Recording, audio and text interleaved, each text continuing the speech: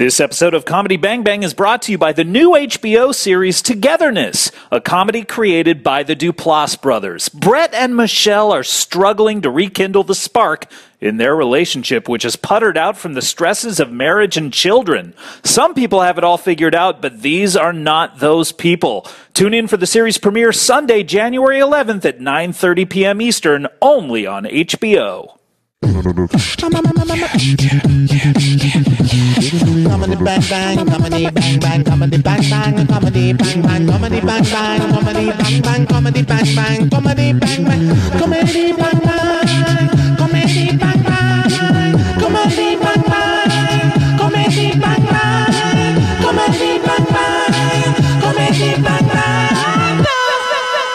Beer before liquor, time is a flat circle. Liquor before beer, time is a flat circle. Welcome to Comedy Bang Bang. Thank you to Alan P. Williams for that catchphrase. A bit of True Detective-inspired mirth. Coupled with the old rhymes about how to not get hungover. What is it? Beer before liquor, never sicker? Liquor before beer, you're in the clear. Okay. Beer before liquor, never sicker. Oh, that's what I did the other night. Right. You started with beer? I had 2 beers, and then I switched over to vodka, and guess what? Not good. Never mix, never worry is another one. Yeah, that's good advice. But you know what? I was kind of like, I'm not feeling it with this beer. Beer is by the way, welcome to Comedy Bang Bang. I'm Scott Aukerman. This is Paul F. Tompkins. I am. Welcome to the Best of 2014 Part 4 Happy A New Hope. New Year edition? Sure. A New Hope. Happy New Year, by the way, Paul. Happy New Year to you, dear. Do you have any resolutions? Or do you have any revolutions? I say you want one. My resolution is to join the revolution and bring and restore them to their rightful place as Prince's backing band once more. So you're going to gather together Wendy, Lisa, Dr. Z. That's right.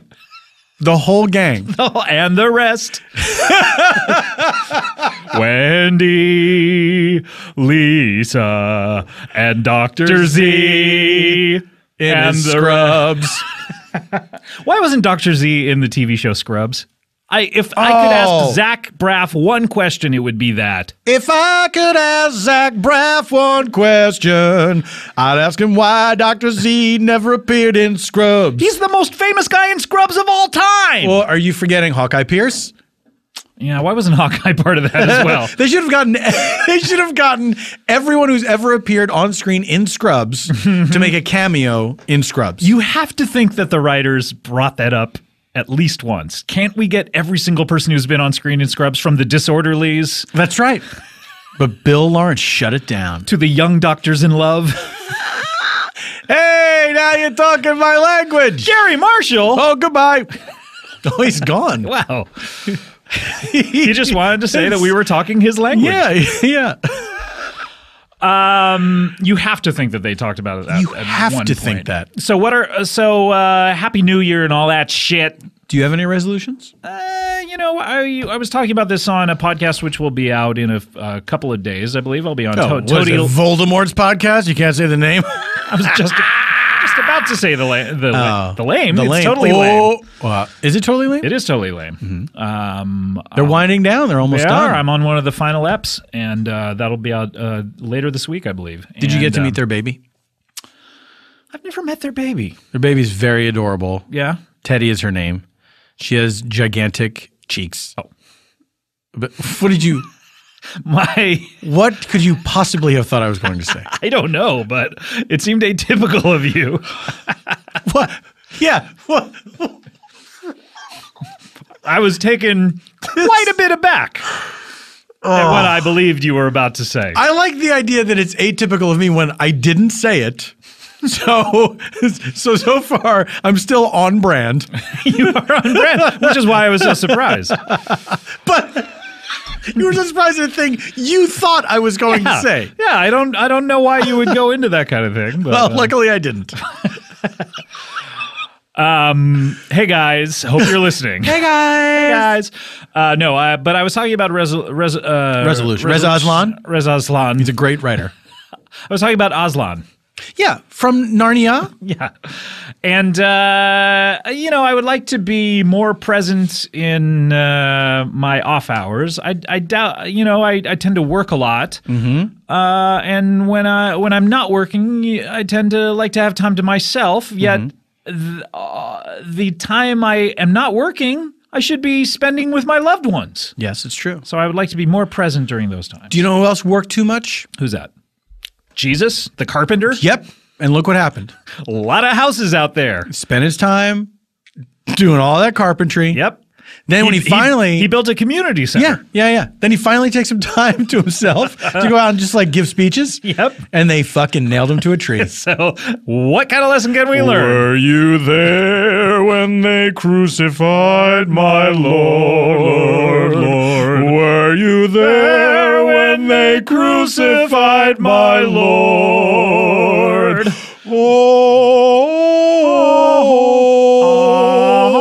Sometimes it causes me to tremble, tremble. I don't know this one. You know a surprising amount of it. Well, it kind For of a song you didn't know. It has a very similar melody to some other songs. So I was able to do harmony for a bit. What other song? What is that? It sounds like another song. And we'll all come out to meet them when they're. She'll be coming around the mountain. Yeah, that's it. Look, you know what? You're right. Any coming around the mountain song, I can nail. And did those feet in ancient times walk upon England's pastures? Is that a Catholic song? green? Which one? Were you there when they crucified me? I would say it's probably a Christian song. Because I grew up in the Christian church and I don't believe I ever heard it. I think it's what they classify as an old Negro spiritual. I could be wrong. But we did sing it in my church from time to time. Really? Yeah. And how did you feel? What is the question it's asking? I felt and who is moved it asking it to? by the Holy Spirit. It's asking people, hey, None of us were there. Were you there when they crucified Jesus Christ? None of us were. Yeah. It seems like a pointless exercise. I think it's an investigation. It's like a CSI kind of thing? Gong, gong. They're trying to find out. Shonk, shonk. Look, I got a lot of work to do, mister. Hey, look at this guy carrying boxes back and forth from a truck. Were you there when they crucified my Lord? Look, maybe I was. I don't know. A lot of people got crucified that day. If you don't mind, my break is coming. Shout out to John Mulaney, That's by the right. way. For God bless him. God bless him. Hopefully he'll be on the show in 2015. Was he on in 2014? I don't believe he was. He was a bit of a busy person. Really? He was a bit of a busy bee. Bit of a busy bee, but I would like to get him back in 2015. Which, speaking of 2015, we are going through the countdown of 2014. That's right. We're looking back. A fond look back as a new year begins. A fond farewell to the previous year. What are you writing on your checks, by the way? Your Chex Mix. We're sponsored by Chex Mix. On my Chex Mix, I'm writing, hands off, this is Paul's Chex Mix.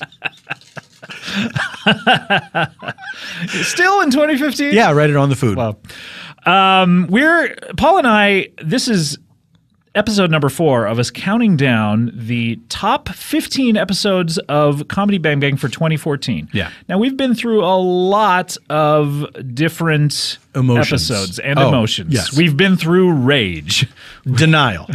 Anger. Acceptance. Bargaining. Oh, yeah. Bargaining. That's my favorite. Despair. Tell you what. Tell you what. Okay.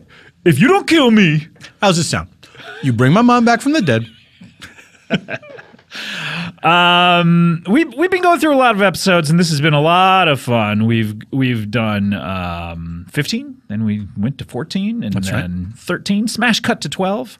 If I'm not much mistaken, we continue to 11. Fade to fade to 10. Then a leisurely stroll over to 9. flashback to 8, Flash forward 7. to 7. And then number 6 with a bullet. Number 5 is alive. Number 4 on the floor. Number 3, Not don't yet. tell me. Don't tell me because we haven't done it yet. We're Yeah. about to do it, as a matter of fact. This is how we do it. Science! And we are going to do episodes 3, 2, and 1 on this episode. 3, 2, 1. Blast off. Contact It's the season for the reason. Were you there when they crucified Jesus? Oh, if only 3, 2, 1 contact were about the crucifixion of Jesus every week and the science behind it. Science! They crucified me with science? Can you imagine the scientists behind crucifixion? If we put nails in this guy's hands. Were there people that considered themselves scientists, like that use that title, like I don't know. in ancient Judea? Yeah, at in what Bible point times? was the term scientist coined? When was science itself coined? When did that during term? the Renaissance, perhaps? Oh, the Renaissance. I fancy myself a bit of a Renaissance man. I don't know if I've ever told you that. No, you've seen that movie. Renaissance Danny man? DeVito. Which one? Danny DeVito. Is that Renaissance man? Yeah. Oh, okay. No, I'm thinking Bicentennial man. He joins the army or something. Oh, right. Paul should. Paul should. A new contraction. Oh, I'm so glad we came up with one. Paul should. Paulsh''D. That's right. We were talking about new contractions with the both on an episode a couple of weeks ago. That's right. And I realized something. I realized that there is one. Never is kind of a contraction, isn't it? For not ever. And however is also for how and ever. How and ever? Yes, how and ever. Have you ever heard Bob Odenkirk talking about Jeremy Irons? Yes, I have. And he has that tape of him saying, how and ever. You don't think that's Jeremy Irons being a bit fun? I don't think he was in the mood to be fun in that particular Do you story. think it was in that story he was aware that he was not being fun at all, and then he's like, this'll I think I should probably lighten things up a little bit. But never is not ever. But they've taken the apostrophe out of it. What's ever? Not meaning, is that a contraction? Else and ever. Else and ever. Another new contraction. Else and ever. What's the shortest Like else and ever. contraction? It's he. It's. The shortest contraction? I believe that's the shortest one. I mean, I don't believe that there is a 2-letter What about contraction. eyes? Like eyes going down to the store. That is still 3 letters, I believe. I''SE. Oh, I thought it was just Oh, yes. I'm. I apostrophe am. I'm eating dog food. At that point, why bother? Yeah. I'm. Yeah. Just say I am. Yeah. Is it just for song lyrics so that they can fit the meter? I think even with I am, you can. I am you could there when they crucified my Lord. I am there when they crucified my Lord. She'll be crucified, my Lord. She'll be crucified, my Lord. She'll be crucified, my Lord. When she comes, she'll be nailing him. Oh, we're about to get into the details. We really were. That's Magazine. all. But we're not scientists. We're not. Science! All right, Paul. Paul should move on to the next clip. Let's do it. Episode. Let's do another Grepisode. Oh, I love these. These are all, by the way, these top 15, I think they all fall into the category of Grepisode. Grepisodes. They certainly do. Did we get to the one that you were talking about yet, by the way? No, yet. we haven't. Not Maybe yet. in this top 3, or maybe it missed the countdown Maybe it did. entirely. Maybe it did. Why don't we kick off our countdown? Why ain't we do it? Why ain't we do it? We should just do contractions for everything. Yeah. Anything that starts with one of the 7. Who, what, where, why, when, and how. Who, what, where, The reporter why, when. questions. 6. I thought there were 7. No, those are deadly sins. We have 6 senses and 6 reporter questions. That's right.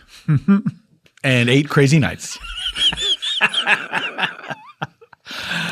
All right, let's get into it. This is, on your countdown, this is number 3. Number 3. It is. This is one that I believe is close to your heart, Paul. This is episode 289, The Exorcism of Cake Boss. I'm thrilled that it charted so high. Yes, it That was did. a fun episode. That was a very fun episode. Let me give you a little bit of Details Let magazine. me give you a little Details Okay, magazine. please do. First of all, I thought Details magazine went out of circulation many years ago, and it never did. Many moons ago, We were walking down by the Stewards path.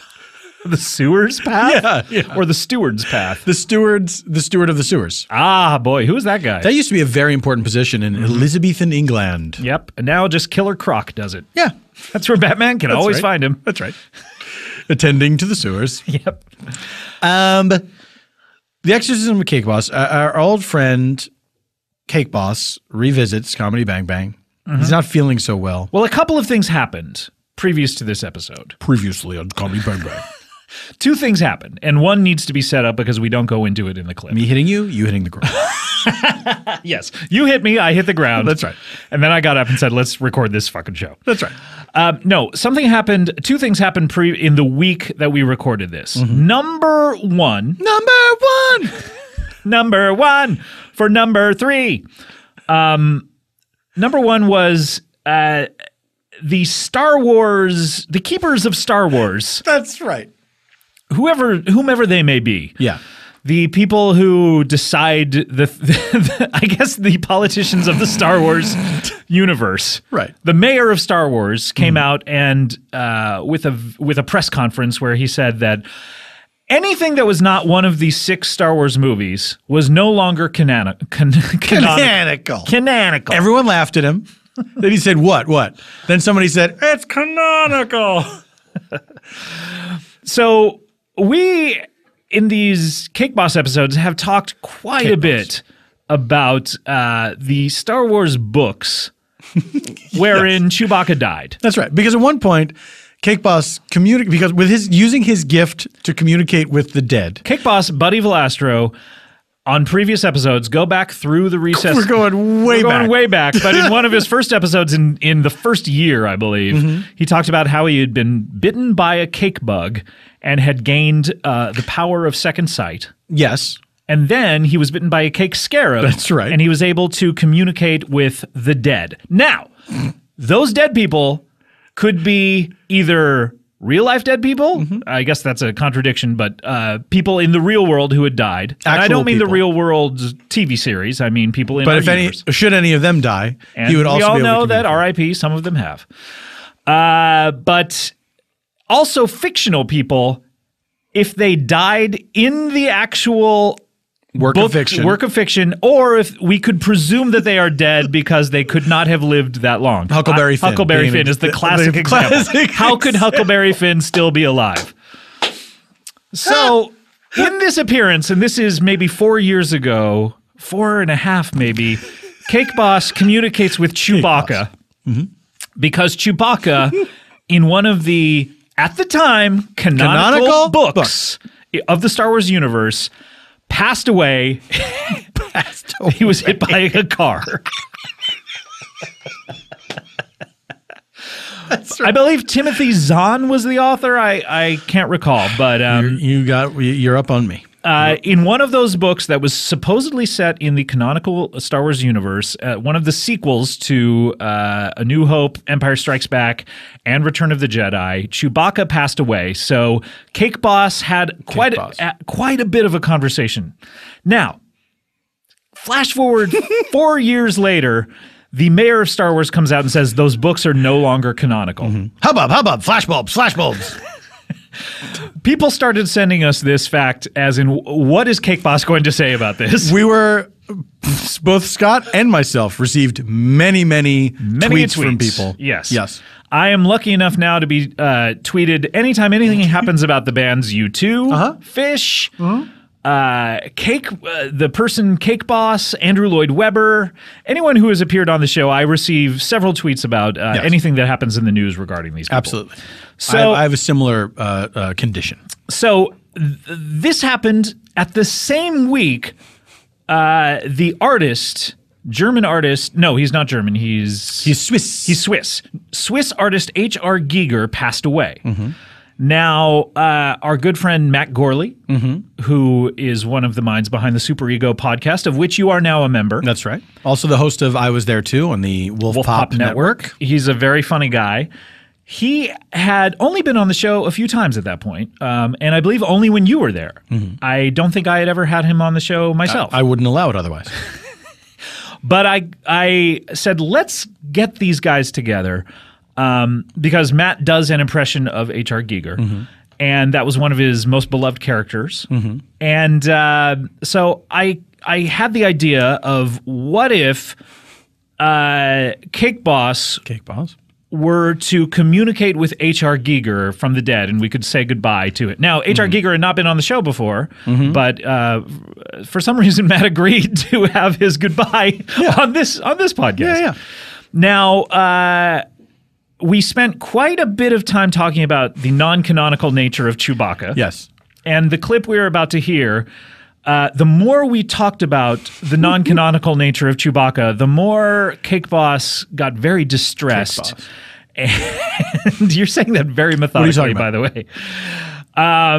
He got distressed and he started to feel ill. Yes. And we're going to drop in with him now. This is episode number 3 on your countdown. This is The Exorcism of Cake Boss. Number 3.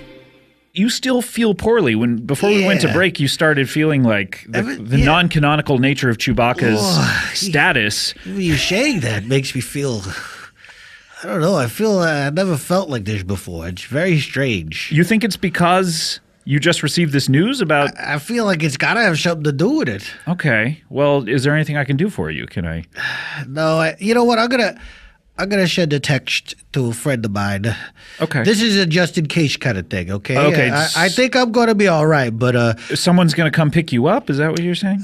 in a matter of speaking, yeah. Oh, okay. Don't you worry about it. It's none of your business. Oh, all right. Well, send your text. In the meantime, I just want to welcome everyone back What's to the address here? Okay, and shed. send. Great. Okay. So in any case, I just want to say, hey, everyone, welcome to the show. And Hey, everyone. Welcome to the show. welcome back to it, or welcome to it if you started this podcast in the middle. Welcome to you. Welcome to you. Are you okay? I feel I'm like not good. I feel like I need to do something here for you. Maybe you could shut up. All right. That would help. Oof, yeah, I feel you ever get that feeling where it's like your limbs are not your own? Like they belong to somebody else? Like you're a doll and someone took off your arms and legs and attached different doll parts on you or something? Boy, that's very specific. So you're a doll. Sure. But you're self-aware. Sure, you're sentient. And so somebody has... Much like your R2-D2 cake. Boom, Mashakabel. That was a disaster. Yeah. So you're a doll, somebody plucks off your arms, your legs, they put other doll arms and legs on you, Sure. and then you as the doll, you're like, oh, this feels weird. Sure. I mean, and sometimes it's a good thing, like you get like Hulk Hogan doll arms on Sure. you and you can lift, you're in a better weight class. Yeah, you have the proportionate doll strength to a Hulk Hogan doll. Yes, of course. So sometimes it's a good thing, but most of the time you're a mutant doll that has just different odd parts on it. Yeah, I guess I feel like that mutant doll. Yeah, do you? I'm so sorry. Yeah, thank you. I accept your apology. So what? Right now you're gesticulating wildly. What Yeah, I don't know what that's all about. Why are you doing that? I'm not trying to do it. Why are you waving at me? I'm not trying to wave at you. It's like somebody else is trying to say hello to you. What do you mean? Why are you waving at me right now? I don't want to be back. What? Hello? Hello. Who's... Buddy, what are you... Nobody. Nobody? I'm not your pal. Nobody. How did I get here? Who... My name is H.R. Giger. H.R. Giger, the recently deceased artist? Yes, the proudly deceased. I don't want to be... I'm a narco sculptor. Yes, you're a narco... But you're the author of the Narco... Necronomicon. Yes, and I am not meant for this world. I had gone on. I think that's the way I would have wanted it. Wait a minute. This is insane, because you're in Buddy Velastro's body currently. Oh, am I? Yes. And yet your voice... Yeah. You sound exactly like H.R. Giger. That is who I am. Channeling, no doubt brought back to right some wrongs. Oh. Finish unfinished business. Okay, so let me explain who you are. Yes. If you don't know who H.R. Giger is, you're an artist, a narco artist. Narco sculptor. What does that mean? I sculpt the dead. Okay. And if they're not dead, they are when I'm done with them. Okay. Yeah. So you created the alien in the movie series Alien and xenomorph. Aliens. The Yes. xenomorph, of course, yes. And you passed away last week, didn't you? Yes, I just did. And I go to heavens. There's women's there. Make me suffering, the women's. They no segregate, so I go down to hell. Okay. And I say to Mr. Devil, you're the devil. Can I work for you? And he says, let me see your work. I show him my paintings, Necronomicon 1 through 4, one of a lady just getting fucked in half with something that looks like a vacuum hose. Okay, great. And he says, that'll do, pig. And then I'm hired, okay? Okay. And then I guess here I am. I was so happy. Did the devil have to check with his boss? Yes, he went back.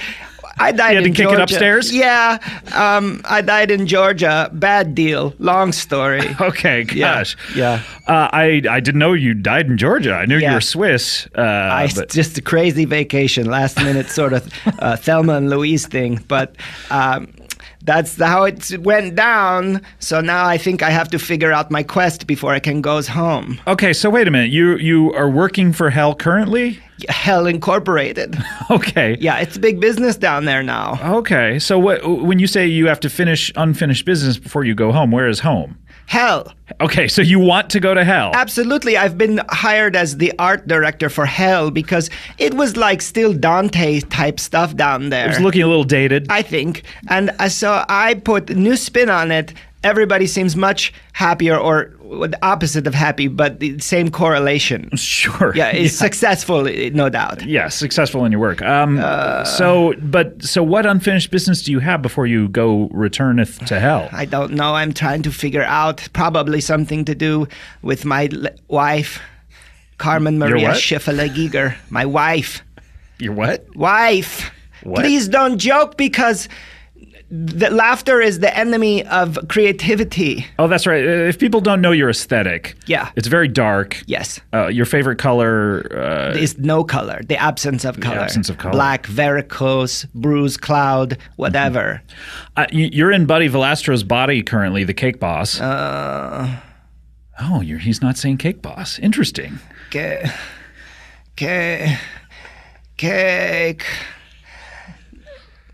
Boss. Wait, did Buddy just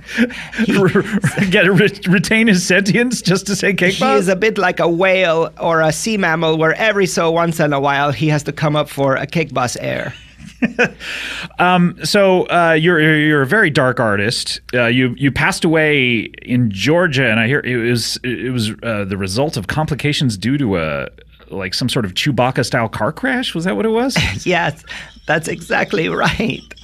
And it is honorable in both Wookiee species and narco-sculptors to be hit by a car. Do you regret doing the designs? While I have you here, by the way, if I could ask you a few questions. By all means. First, I want to say just two things. Yes.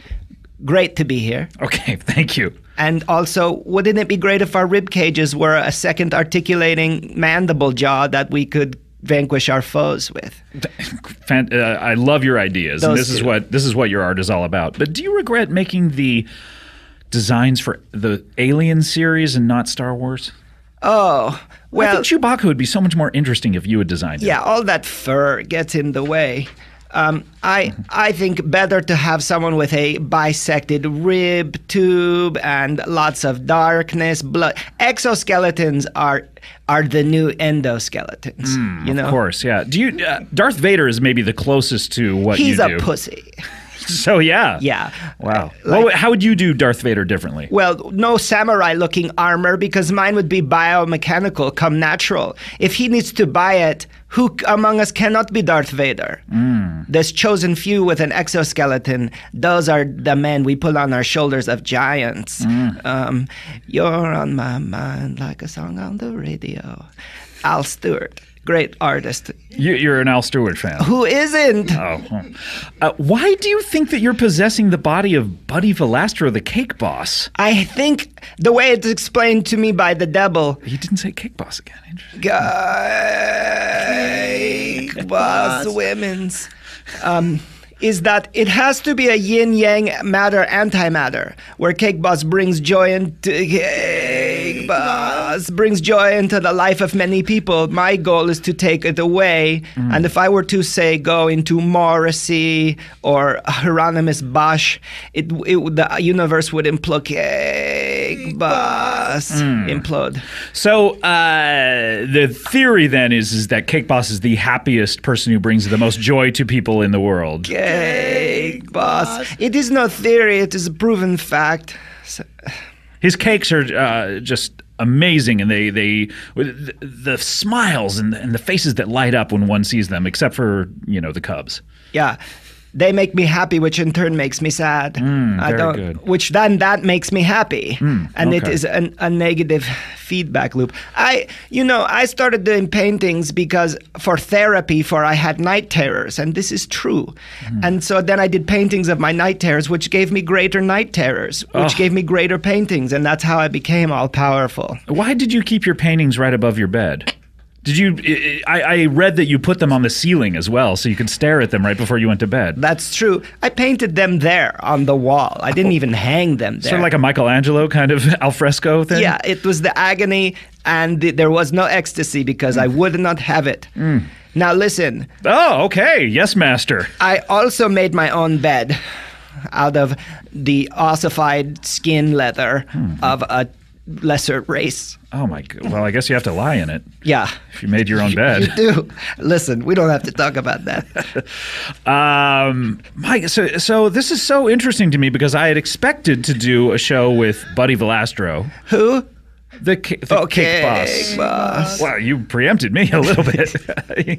I didn't. He did. Oh, okay. Yeah. I expected to do the entire show with him, but now I have H.R. Giger, with whom I've never spoken. I've always wanted to. I've been a big fan of your work ever since I was 9 years old and the Alien movie came out. And Xenomorph, yeah, of course. Yeah, Facehugger, of course. Did you see Prometheus? Yeah, that was shit.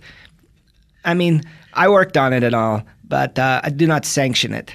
Okay. What about too many questions? Yeah, not enough answers. It's like it's supposed to answer questions, not answer a couple and then raise a whole bunch more. See, girlfriend, because I am an artist and I should be like all about questions. But even that was bullshit because I don't think they have the answers themselves. Yeah. And who are those Statue of Liberty looking motherfuckers? Yeah, exactly. Did you see Grown Ups 2? Oh, I own it. I did the production design. You did on Grown Ups 2? Yeah, under as you did just the whole general feeling about it. I production. You did design. Perception about it. Yeah, I production designed its general reception. Yeah, Yes. okay. Yeah, Wow. and I think it's my finest work. Yeah, I really it's do. So good. Oh God. So my goodness, well, the world lost a great artist. Who? But you. Oh yeah. Oh jeez, I got frightened. Why? Who's your favorite artist? The Painter Norman of Light? Rockwell. Oh. And yes, Thomas Kincaid. Oh, He's dead too. And is. I've got to have a great time with him. Is he down in hell? Oh dear. He's running shit down there. Really? Let me tell you. He was a drinker to be sure. And so we've thrown back some fire mead. And Are you drunk right? I mean, a buddy's drunk. Does that make you drunk? Yeah, I'm 50% drunk right Oh now. my gosh, wow. I don't normally drink because it brings out the angels in me, and I don't like, not the demons. Do you see how I'm an opposite guy? Yeah, I understand your Yeah, game. that's part of my deal. Yeah. Yeah. Okay. So, you're a great artist. Yeah. The world lost you. It's such a shame. We just recently lost you, but it's such a pleasure to talk to you. I really want to take the most of this opportunity because we've never spoken before. We've never had you on the show, so I just want to sit down and really bring out your actor's pain in you, and just I mean, Who's that? who's knocking on the door? Hello, sir. Pardon me. Oh, I already don't like you. Who's? Yes, hello there. Hello, sir. Are you Scott Aukerman? Well, did he? Yeah, I'm Scott Aukerman. I received a text on my mobile phone for said come down to this place and talk to a Scott Aukerman. I thought that he was just pronouncing it that way. He typed it that way? Are you talking about my friend, Mr. Velastro? Yes, your friend who's right next to you here. Cake boss. Oh, what? Buddy, are you in there? No, but Buddy's gone from this place. Oh, it's happened. He was worried that this would happen someday. Worried what would happen? Well, let me tell you who I am. My name is the Reverend Robert Parsimony, and I am an exorcist. Like the movie The Exorcist? What's that? A famous film series. Like Grown-Ups? A lot like Grown Ups. You know my work. Who? Wait a minute. Now you look like my friend, but I feel as if you're being taken over by a strange spirit. Is that true? Buddy Velastro is dead. You will not find him here. Well, who are you? Speak to me, demon. I am H.R. Giger, born Hans Rudolf Giger, but my spiritual moniker is Hey Really Giger. Wait, are you the Sid and Marty Croft puppet guy? No, not H.R. Puffenstuff. I could I'm see sorry. where you'd make that mistake. Oh, well, you understand. Yes, Yeah, of course. I did do some work Two on famous HRs, huh? How many more are there, do you think? just human resources. Yep, that's it. That's it. Well, that's done and dusted. That's number one with a bullet. You know, so far this is not so bad. This exorcism. Well, I haven't even started yet. When I'm going to exercise you, you'll know it. Don't threaten me. I want to get the lay of the land here. I've done over 40 exorcisms in Over my 40? career. Yes, How that's many? right. 41. And all of them went off pretty much without a hitch. Very few resulted in. You ever see that movie Hitch, by the way, HR? Oh, sure. Will Smith is one of our great treasures. It also stars one of the stars of Grown Ups, Kevin James. Yeah. Frequent collaborator. And Grown Ups, too. There's a second one? There is. Oh, I can't How wait did to you see know that. it was a film series without knowing? I there just was a assumed that there would be. I was waiting for it to come out. but I was a consultant on Mall Blart. Paul Blart. Listen, I didn't write it. Okay? Are you saying, were you under the impression that his occupation was mall blart? So it was Paul Blart, Mall Blart. Yes. Originally conceived, and it would have been something. Help wanted mall blart. Goddamn studios again. Now look here, you're not going to distract me, you demon. I want to find out all about you. What was your name, by the way, sir? Reverend Robert Parsimony. Robert Parsimony. Welcome to the show. Oh, well, thank you very much. We've for never spoken eventually- before. My name is Scott Aukerman. Scott Aukerman. Aukerman. Aukerman, but you know how Buddy speaks. Yes, I do. I assumed that was just his dialect. He's but- from New Jersey, so he has a curious Where are you from? dialect. Oh, I'm from the Middle West. And how did you guys get to know each other? Well, I have I moved my parish. I have a parish out here. Paris the thought. I'm a bi-coastal man of the cloth, and I have a parish here and a parish in New Jersey, and then I also have a parish in Iowa. I'm still here.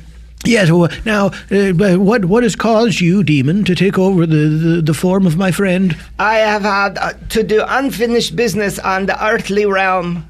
What is this business, spirit? Speak to it. Something to do with women's, for I am afeard of them. They make me have a qualm. My heart turns into a squall.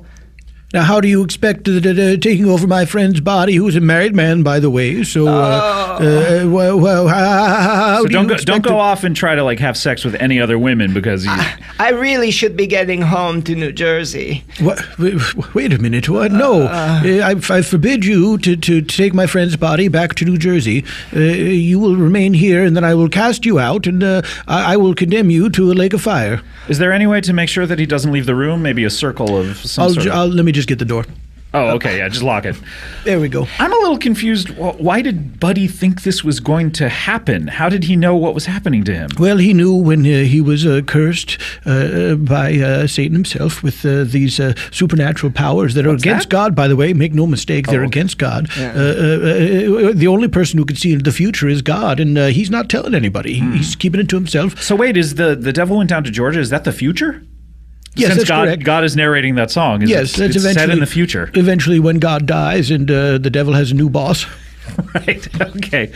So he he knew that he was cursed by Satan, and so he thought he would be taken. Well, he doesn't see it that way. I certainly see it that way. These powers are unearthly and unnatural and the uncola.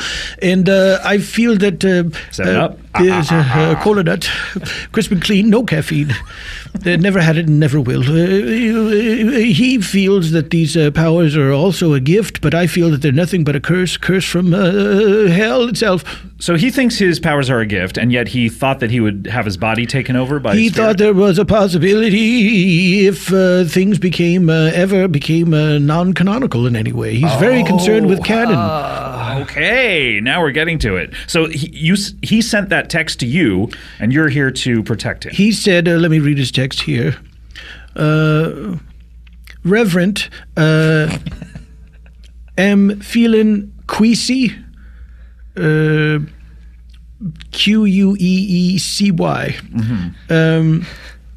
You were able to interpret that as queasy, though. Come to earwolge.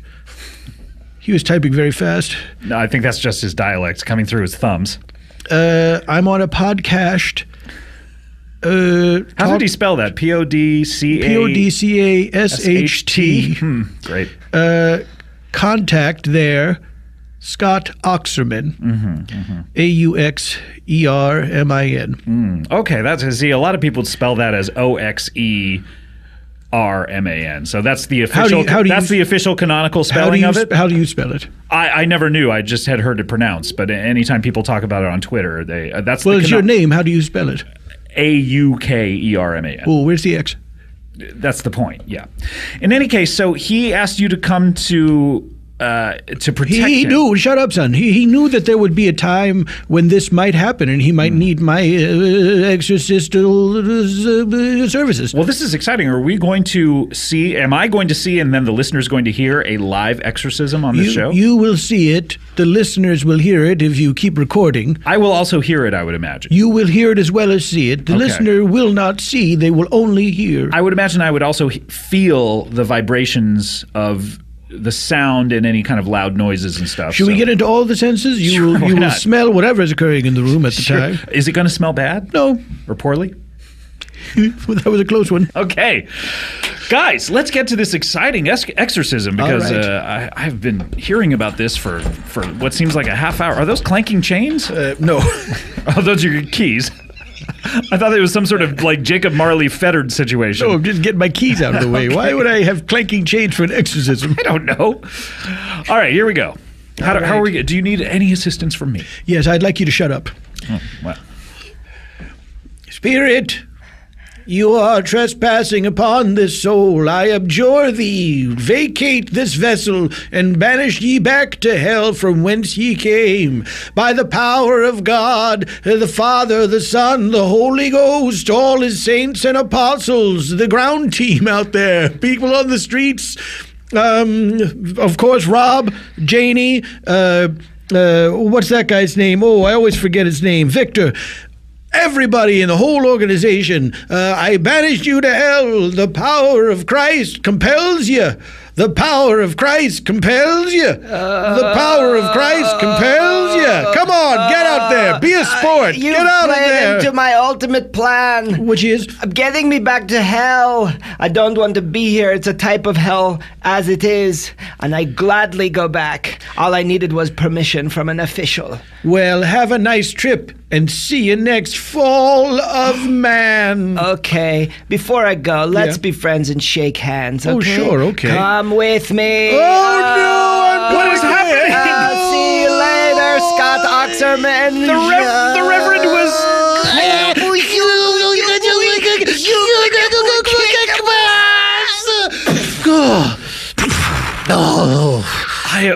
Scott buddy, are you Aukerman. back? What do you mean with my back? What happened? Exactly what you thought was happening. Your body was taken over by a spirit. Did I get possessed? You got possessed, but... Oh, I knew it was going to happen someday. Thankfully, you texted your friend. You were a lot like Texter. Oh, yeah. Oh, Text. I love that show. Yeah. You were possessed, but your friend came by. The Reverend Persimmony? The Reverend Persimmony came in, exorcised... Where is he? I thought he was gonna exorcised the come demon, here. but then it was the strangest thing. He was sucked into your mouth. What? He was sucked into your mouth and went down to hell with H.R. Giger. Are you shaking that hellish in my belly? Hey, Hooga? Is that just something that you're saying with your dialect that I don't understand? No, I don't know who you're talking about. Oh, I thought H.R. Hooger was something that you were trying to say. It's a long story. Anyway, I'm glad you're back. Okay. You know what? I'm not that curious about it. You know, the listeners heard it. Just go back and listen to the show. Ugh, like I would ever do that. There we go. There we go, indeed. There we go. Fun ep. That was a lot of fun. That was a masterpiece ep, in my opinion. Fun, and due to the work of you and Matt, from front to back, I thought that was a lot of fun. We only played about 20 minutes of that, but it's about an hour and 20 long, and there's a lot of great stuff before and after that. It's a very fun ep. Multiple characters. Mm-hmm. And it was for me, it was the debut of the Reverend Robert Parsimony on this program. Another new character that Another you did. new character, yeah. And he has not been back since. No, I thought he turned up again on the Super Ego episode. Oh, right. Yes. Tight Ends and Loose Beginnings, something like that? That's right. Yes. That's right. We did an episode after that, Tight Ends, Loose Beginnings, with the rest of the Super Ego crew, and Reverend Parsimony returned. That's right. And I hope he returns in 2015. He's a fascinating guy. Well, we'll see. Knock wood 3 times on the ceiling if you want Reverend Robert Parsimony to return. All right, let's take a break. When we come back, we'll have number 2. We're really getting up there. I can't believe this. Comedy Bang Bang, we're back. Yeah, we're back. Get used to it. Guess who's back? Back again. Comedy Bang Bang. Is that your favorite song, would you say? That Eminem Yeah, song? absolutely I would. Why do you ask? I know you're a lover What of a Eminem. weird question. It is definitely my favorite song. You're a huge fan of You know what? I could take or leave all the rest of his work, but that is my favorite that song of particular all song. time. Oh my God. Yeah. Guess who's back? Back again. Guess who's back? Guess who's back? Guess who's back? Guess who's back? Your old enemy, Eminem, from back at the MTV. Let's not talk about him. Oh, boy. Oh, it's fun. It's fun when you squirm. Thank you. You're 12 Guests of Christmas. That was a fun episode on Doug Loves Movies. Doug Loves Movies, the recent, you listen to it? Yeah. Yeah. People trying to make me squirm. Yeah. Weird, wild stuff. This is wild. I still can't do Carson. God damn it. My goodness, this is wild. That was, of course, Johnny Carson's review of the new Reese Witherspoon movie. Did that continue? Did your the Carson impression continue on the latest season of Comedy Bang Bang, the TV show? Because you were telling me that you were doing it. People were like getting you to do it. Like they couldn't get enough of it. Like they seemed to enjoy it every time. Gosh, I don't remember that, but I guess, well, the director, there's a couple things that director Ben Berman, who by the way moved on from the show, he has about 10 episodes left to go. He constantly wanted me to do Woody Allen, first of all. So he would constantly say, hey, do a Woody Allen take. And then he would always use those in the cut. And you know what? They're funny. But I don't remember the Johnny Carson stuff. Maybe that was season 2, and I've long forgotten it because of how many I've done since then. Maybe so. But that is weird. He's fun to do, although I think was Dana Carvey maybe the first one to really do. I mean, I know Rich Little did it, but does Dana Carvey took it to the stratosphere. He kind of does the one that we all do. Yeah, doesn't he does. Weird, wild stuff. Weird, wild stuff. Yeah, absolutely. I love Dana Carvey. I would love to work with him. We've tried to get him on the TV show several times. Dana, if you're listening, he won't come from Marin County. No, he moved here, didn't he? I believe so. It's just the timing has not worked out yet. Right. He has wanted to do it apparently, but I would love to meet him. Can I ask you this? Yeah. What the fuck else is he doing? Well, Are you fucking kidding me? He is. Hey, who is this character? Fucking kidding? Who is this I am character? fucking furious right now. Hey, Paul. You listen to me, Dana Carvey. Get down off your fucking high horse. He has a family. I'll punch you in your broken heart. Show business engagements to do. Paul, come on. This guy's rich as Croesus, and he's still going out there on the road. Still can't get enough money. This weird character assassination. I don't like this guy. It's terrible. Dana Carvey's a national treasure. He is, of course he is. Come on this podcast too, Dana. I would love. I don't mean to presume to call you Dana, Mr. Carvey. I would call you. How long do you think he's had that same haircut? Really long time, right? Really long time, really long time, really long, lonely time to have that haircut. Did we go to a break, or have we? Yeah, we've come back from it. Are we dead? Hey, speaking of which, let's get to on your countdown. This is number 2. Number 2. All right, this is number 2. This is episode 274. This is an episode entitled "Oh Golly." Oh boy! Wow! Wow! Wowie! Wow! Wowie! Wow! Wow! Yeah. Yes. This Wowie! Woo! Wow! Whoa! Whoa! This is "Oh Golly." This is a very special episode. This is a very special episode. Let me give you a little bit of background regarding this. Jason Mantzoukas, whom you will hear on this episode, he is. You've heard him on the countdown previous to this. He was doing Gutterballs, Eric Gutterballs. That's right. Now it can be told.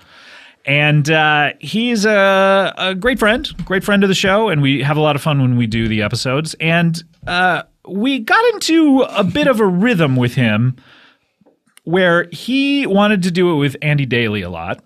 And we did quite a few episodes together, including one of my favorites of all time, number 200, which was with Chip Gardner, honorary mayor of Hollywood. Yes.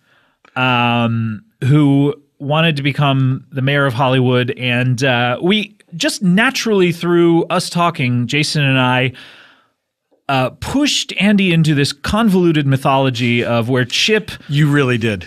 You really did push him into it. He did not expect to do that, but we came up with a storyline where Jason and I were child actors on a television show called Zap that Chip Gardner hosted, and I believe 31 other children, there were 33 of us, all banded together to form a Voltron-like vessel for Satan to return. Okay, that sounds complicated, but it's a really fun episode and one that we just kind of lucked into. After that, we tried to... Jason always likes forcing Andy into situations in which he is uncomfortable and unprepared to... This is called, in the trade, this is called pimping. This is where you in improv... You really verbally push someone into a corner and make them go down because you have to you make them go down a road. You make them go down a road which they are unprepared to go down, and you don't know whether they'll be able to get out. Yeah. One of since episode 200, we did another one with Andy where Jason said to me before the episode was recorded, "Hey, at a certain point, let's force Andy to be himself. Let's make him drop character and ask," because if you haven't heard the show before, every time Andy's on the show, I was pimping him to commit suicide with every one of his characters. And because a lot of his characters do have suicidal tendencies. It became a running joke where one of the first ones he ever did on the show was suicidal, and then the next one that he did, we somehow got into suicide as well. So it became a running joke where every single one of my... every single time Andy was on, I would casually bring up suicide, and Andy in this character would admit that he was suicidal. Yeah. So in this episode that I'm talking about, Jason said, "Hey, let's try to get Andy to break character and ask why every single one of his characters is suicidal." But he said this... Andy was not here for this part of the conversation. Andy was not there for this part of the conversation. It was a surprise to Andy. So when did Jason ask you this? Like before Andy got there? Before Andy got there, it was actually a couple weeks before. He said, "Hey, let's do another." A couple weeks before. Yeah, I said, "Let's do another one with Andy and pull this surprise on him." And if you listen to that episode, which I forget what number it was or who was the guest, but just look for Jason and Andy. In that one, Andy turned it around and had all of his characters come in and all do a cavalcade of suicides. They all jumped out the window. Jumped out the window. So that was a lot of fun. So we were going to do another episode, and this was episode 274, and this was just going to be a regular episode.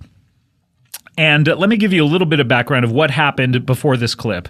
In this episode, Andy is playing Gil, a ventriloquist, and Golly, his ventriloquist dummy. And that was all Andy came in with. And he said, "Hey, I just am going to play this ventriloquist and his ventriloquist dummy, and the dummy is going to be a little bit weird, and you're going to find out he's weird." We said, "Okay, great." We talked to him for a bit. His catchphrase is "Oh golly." Oh golly. Oh golly. And we find out that Golly is actually just a cardboard box. He's not a ventriloquist dummy. He's a cardboard box, and that Gil is basically a schizophrenic who hears Satan's voice, and he's saying it himself, but he's basically saying he's listening to Satan communicate to him, and he's saying through the guise of this ventriloquist dummy what Satan is saying to him. He supposedly met Golly on a boat in international waters during a murder club as well. Of course. Those are things that you need to know before this clip. Yeah. Now, we did not know we were going to get into this, but sometimes when Jason and Andy and I get together, it becomes this weird thing. So this was episode 274. This is number 2 on your countdown, and you will hear exactly what happens with the rest of this episode. This is Oh Golly, number 2. Number 2. So now Gil and Golly is our, by the way, we're here with Jason Mantzoukas, and Gil and Golly is our special guest here on the show today, and are our special guests. That's right. A ventriloquist act from the streets of Los Angeles. Yeah. Literally from the streets of Los Angeles. And you've always wanted to be in show, or you always have been in show business? I've always been in show business. Ever since the day of that murder club? Yeah, that's right. Ever since I ended up back on shore, me and Golly, and I said goodbye to him because he was a fish. I said, goodbye, thou Golly. I wonder if you'll ever return to me in another form. You said that, so I you did. had some awareness of it. Well, I didn't expect it. I just wondered. Will you ever return to me in another form? Is there anything that you've ever wondered that has come true? I wonder if the people in this murder club are going to make it out of here alive? I did wonder about that, Yeah, I'm wondering, me personally, I'm wondering if you're wondering is actually you're taking the pains to make these kind of things happen. Well, what do you You're mean by that? blinking a lot. Yeah. You're blinking like an amount of times that I'm finding unnerving. I've always been a blinker. Right? I mean, the amount of like blinking and licking your lips you're doing is kind of freaking me out. Yeah. Oh, well, who knows what that's about? Okay. Yeah. And yet you've done nothing to address your runny nose. Yeah, I mean, the blinking, you're obviously taking care of point. The dryness of your eyes. No point. There's no point dealing with a runny nose. It just keeps running, doesn't it? I wonder... Now I wonder, okay... I've got a pocket full of worms. What? Okay.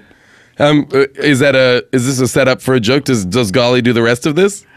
Golly, I've got a pocket full of worms.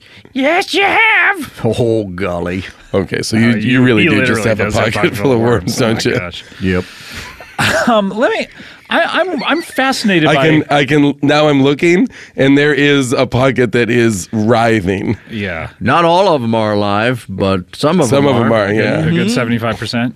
I don't know about that. I'm wondering about this murder club. Because first of all... Oh, and we were going to let Gil do some of his acts, too. Yeah. I can't wait. It seems like too much of a coincidence that the unwitting dupe who was invited to be murdered out there in international waters would also rise up and kill everyone else. I mean, it seems almost as if... Oh, wait, I'm a little confused. No. Yeah, go ahead, sorry. I didn't kill everyone. No. Yeah, that's what I didn't think Gil did. Golly, Yeah. I mean, your friend Golly, though, took care of everyone. No. Absolutely not. I didn't meet Golly until after that, when Golly was a fish. Isn't that right? I was on the boat, Gil. Wait a minute. What are you talking about? I was in the murder club, Gil. Stop it. This is remarkable what I'm learning here. Scott's right. So you were part of the murder club? No, absolutely not. No. And what are you talking about, Golly? Oh, Golly. I put the murder club together. It was a deal with a ship captain. Let's snooker some people out here and kill them. Oh, golly. So this was not a murder club as much as it was you bringing a bunch of people out on a boat. Or golly, sorry. The only two members were me and the captain, and he died too. Oh, golly. So just let me just remarkable. say, What? At the beginning, Golly and the captain brought how many people aboard the ship to be murdered? Well, I personally, I don't remember how many people were on there with me. I thought that I was duped into it, wasn't I, Golly? Yeah, you were duped into it. Oh, God, how many people were out there? How many other people? I'm very confused right now. Yeah, you should be. There was 33 people out there on that boat. 33 people. Is that because that's the year that Jesus Christ was murdered? That's right. It was all part of a plan to bring Satan back. Whoa. Bring Satan back. This is all news to me. Holy gentlemen. cow. So this was some sort of idea satanic ritual? What's going on? Yeah, do you we remember? were going to conjure Satan out in the water. Oh, remarkable. Jason, do you remember something? There's some sort of satanic ritual that you and I were involved in. Is that right? I don't think so. I mean, we were on that kids show. We were on that kids show together, but I don't remember any of the details about that anymore. It's like I forget the details of being on that kids show almost But we like every 6 did months. interview someone. I will say We did. We were doing it. We were interviewing Okay. someone together, side Gil? by side. Gil, I have a question for you. All right, okay? all right. And I'm happy to answer. This has been wanna- very 'cause illuminating. I think I know what you're talking about, Scott. Gil, do you remember the ship captain's name? By any chance? Well, how would I remember the ship? You're right. I barely even met him. His name was Chip Gardner. Oh my God! What? Oh my God! Wait, Chip Gardner. Oh my God! Chip Gardner. That's ringing a bell for me. Of course it is. We interviewed him. Wait, you and me side by side? You and me. We were sitting across from each other in the other studio, actually. Oh, but I thought we were interviewed- side. But why do I think we were side by side? No, side by side. Sorry, Chip Gardner is the guy. He was run over by a Jeep. But why? He wanted to be the mayor of Hollywood. That's ringing something. Honor- It's very foggy. It's very foggy. But I am now wondering if he wasn't this ship's captain because he also was a devout Satanist. Oh, that's ringing. And I believe might have been a side by side. I can't help That's you why with I'm any thinking of this. side by side. Yeah. I am just bewildered. The plan was to slaughter 33 people by cutting out their hearts and then to kill Captain Chip Gardner so that Satan could take over his soul. And it worked beautifully. My goodness. Wait, so you It killed? worked. You killed Chip Gardner? Golly, what are you telling me here? So you're saying at a certain point on this boat, oh golly, it is 34 dead bodies and you. All I remember is jumping overboard at the urging of a fish. Because it seems to me like for this plan to be put into action, the final step is to kill Chip Gardner. But we've seen Chip Gardner. I don't think he's Does dead. sound that way. So it seems to me like maybe the plan didn't work. Unless Chip Gardner is Satan on Earth and we just didn't get that. Oh, okay. Or You're perhaps finally figuring it out. That's precisely what happened on that boat. Wait, then who are you? That's Golly. yeah, and I'm Gil. golly, who are you? That's weird. You know all the answers, golly. So why don't you just explain who you yourself are? I'm just a cardboard box. Oh, okay. All right. Well, Okay, I guess that does make that sense. tracks. All right. Hey, Gil. Are you at all nervous that Golly's here? I'm very afraid of Golly. What are you afraid of? Golly is the source of all evil in the world. What? Golly is? Is he higher than Satan? What are you talking about, Gil? Golly. Nothing, Gil, Golly. what are you talking about? I know you didn't give me ears, but I don't need them to hear. Oh my gosh. Oh, golly. Gil, what if we put the box outside? Would that make you more comfortable? Yeah, maybe we can just put What if Golly we, outside. Is that okay? let me just put I'm gonna. You're gonna do it, Jason? Yeah, okay. okay. Don't cool, put yeah. me outside. What are you doing? I I'm don't just want gonna to go put that. outside. I'm just gonna put No, that. don't Golly, put get me out, guys! outside. No! Wow. Okay. My goodness. How do you feel now? Gil, Well, you can I speak do freely feel now if you'd a like. little bit better. Yes, I have reason to believe that Golly is Satan's commander. I'm the glass of water now. Whoa! That was freaky. Oh, well. Just drink the glass of water. Drink it. Drink it really quickly. Okay, good. Golly's gone. Oh, wait, no. Now Golly's inside of you. I didn't even think about that.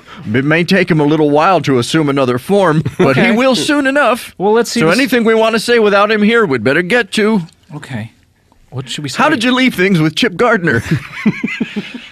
Well, Chip, how did we leave it with Chip Gardner? I don't really remember, to be honest with you. No, well, we were interviewing him. Side by side, yeah. We realized that... You and I were side by side, weren't we? Yes, we were side by side interviewing him in the other studio. That's what I remember. I honestly don't remember a lot of it, but I remember... You guys are side by sides? No, we're not side by sides. Oh. No. What does that even mean? All I remember is... it means two sets of genitalia next to each other. Oh, no, we're not that. No. Then why am I thinking side by side? Because now that I remember, I'm picturing it, we were across from each other. Okay, we were across from each other, but I think you're just remembering the phrase side by side. But what I think you're focused more on that, and I think what you're forgetting is that we had been on Chip Gardner's TV show. Oh, wait, that TV show that you and I were on when we were kids? Wait, okay, hang on. Scott? The Zoom-like show? Scott, hang on. What? Do you... Oh my God. What's wrong? Do you remember when we were on that show,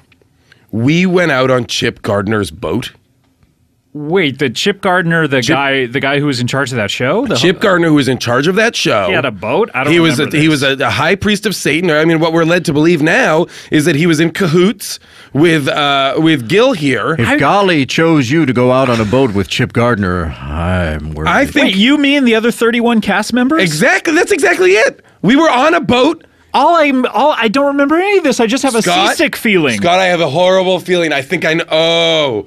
Oh, God, I feel like I'm about to throw up from the seasickness right now. Scott, I think that we might be dead. What? Dead? Scott, I think that maybe, perhaps, let me just put this out there. Okay. Maybe, perhaps, we weren't on that boat, Golly/Gil, and Chip Gardner murdered us in an effort to bring about Satan's reign on earth. And then that has come to pass, and we now just exist on an earth with a Satan ruling. I mean, look outside. It's the middle of the day, and it is pitch black. You're finally figuring it out. Okay, this is freaking me out, man. Freaking me out. You guys are dead. I am Satan's high commander, and you guys are dead, and you are in a netherworld between heaven and hell because there is a great battle commencing between good and evil. What? It is not determined yet where the dead will go, to heaven or to hell. Wait, it's almost as if heaven and hell are closed? Heaven and hell are currently temporarily closed. Temporarily? While the battle determines where the souls of the departed will go from here forward. Well, who is... Okay. So I understand now. I'm starting to piece it together. Yes. Okay, so you've got... And bizarrely, Scott, we are connected to a lot of these people. Well, we're a chain in this... we're a link in the chain. I think so. I think it is our souls allowed for Satan to arrive on Earth in the form of Chip Gardner, Cactus Tony. Where does Don DeMillo fit into all this? Yeah, is what I wonder. Don DeMillo is my supreme commander. What? No. Holy cow! Wait, you're Satan's supreme commander. And Don DeMillo is your supreme commander? Yes. Oh, this is rich. He is the administrator of all evil for all creation throughout the known and unknown universes in perpetuity. Is that why he can't commit suicide? I guess so. Oh, okay. I feel like, oh my God. Okay, so there's Cactus Tony, there's Don DeMillo. The forces of evil are amassing. Scott, what we need are heroes. We need heroes. We need people. We need strong, strapping people. People who exercise their bodies to the point where their muscles are pure and good. Like trainers? Like trainers. Oh. We need trainers. We need, you know who else we need? We need some, like a man to ride off of the range. What, like a horseman? Like a horseman who's been out in the leathery skin, out in the sun. No, but he'd also have to have a wonderful way with words. Where would you find someone? Where would we? Like a horseman of the apocalypse, almost. Perhaps apparently it is the apocalypse. We need a horse. We can't let Golly win this war for our souls. No point in what you're talking about. If you're talking about putting together a personal trainer and a hero of the West to take on the forces of evil, maybe a singer. Maybe a singer or a wannabe singer. Yeah, a guy- somebody who's Obsessed with 50s doo-wop music? who has such a positive point of view on the world. This Such sounds optimism? like a difficult team to defeat, but I have a secret weapon. Wait, What? I mean, You have a secret weapon, Golly? At the very least, Golly, you're being held back by your physical form at this point. So. Yes, that is correct. I have outlasted the usefulness of this body. What does that mean? I Wait, don't like. Gil, I don't that like the doesn't sound sound good. of Gil, that why at are you all. standing up? The time has come. Wait, what is happening? The time Gil, has come Gil, for what are you- evil to Golly. reign supreme What? on the earth. Ah! Ah! Get away from that! Oh my God! Okay. Listeners, what just happened was That was Gil crazy. / Golly jumped out the window, okay, which we have never We've seen never before. seen anything like that, At least as I far as don't. I can remember. I can't remember ever seeing somebody jump out the I've Earwolf never seen that Studios before. window. I don't think I'll ever see it again. But interestingly, Gil's body he hit the ground- Gil's body split into nothing, yeah, it's just so like it went into dust. and a winged demon flew off into the darkness because even though it is 2:00 in the afternoon, it is pitch black. with like red skies. Yes, and, with like it looks like lava is dripping from the sky. And he grew like leathery skin Yeah, wings yeah, that yeah. like jutted out of his body with like sharp spikes at And the then end. And I don't know if you caught this, Scott. I may have. But he said as he was flying off into the distance, "Hail Don DeMillo." Hail Don DeMillo. He said, "Hail Don DeMillo." I did miss that. I didn't, but I didn't know if the mics caught it, so I wanted to say it. thank you And so I'll be much. honest with you, that made my blood run cold. Oh my Because the idea that somewhere out there Don DeMillo is running, we need to amass a team We of need to heroes. amass a team because this is bad for... a battle is coming for the souls of humanity. It's being waged right now. Look at these skies. I know, My this is goodness. terrible. This is terrible. Wait, do you hear that outside? I hear like a clangy outside. Yep. I hear the almost like- sound of someone walking or the sound of keys on a wood table. Yeah, I'm not sure what, but it sounds like spurs. Oh. Command. Did I just call the booking agent, or what happened? Gentlemen, it's me, Dalton Wilcox, Poet Laureate of the West. Thank God! That's right. I want you to know that my book, You Must Buy Your Wife at least as much jewelry as you buy your horse, and other poems and observations, humorous and otherwise, from a life on the range, is now available for the Kindle.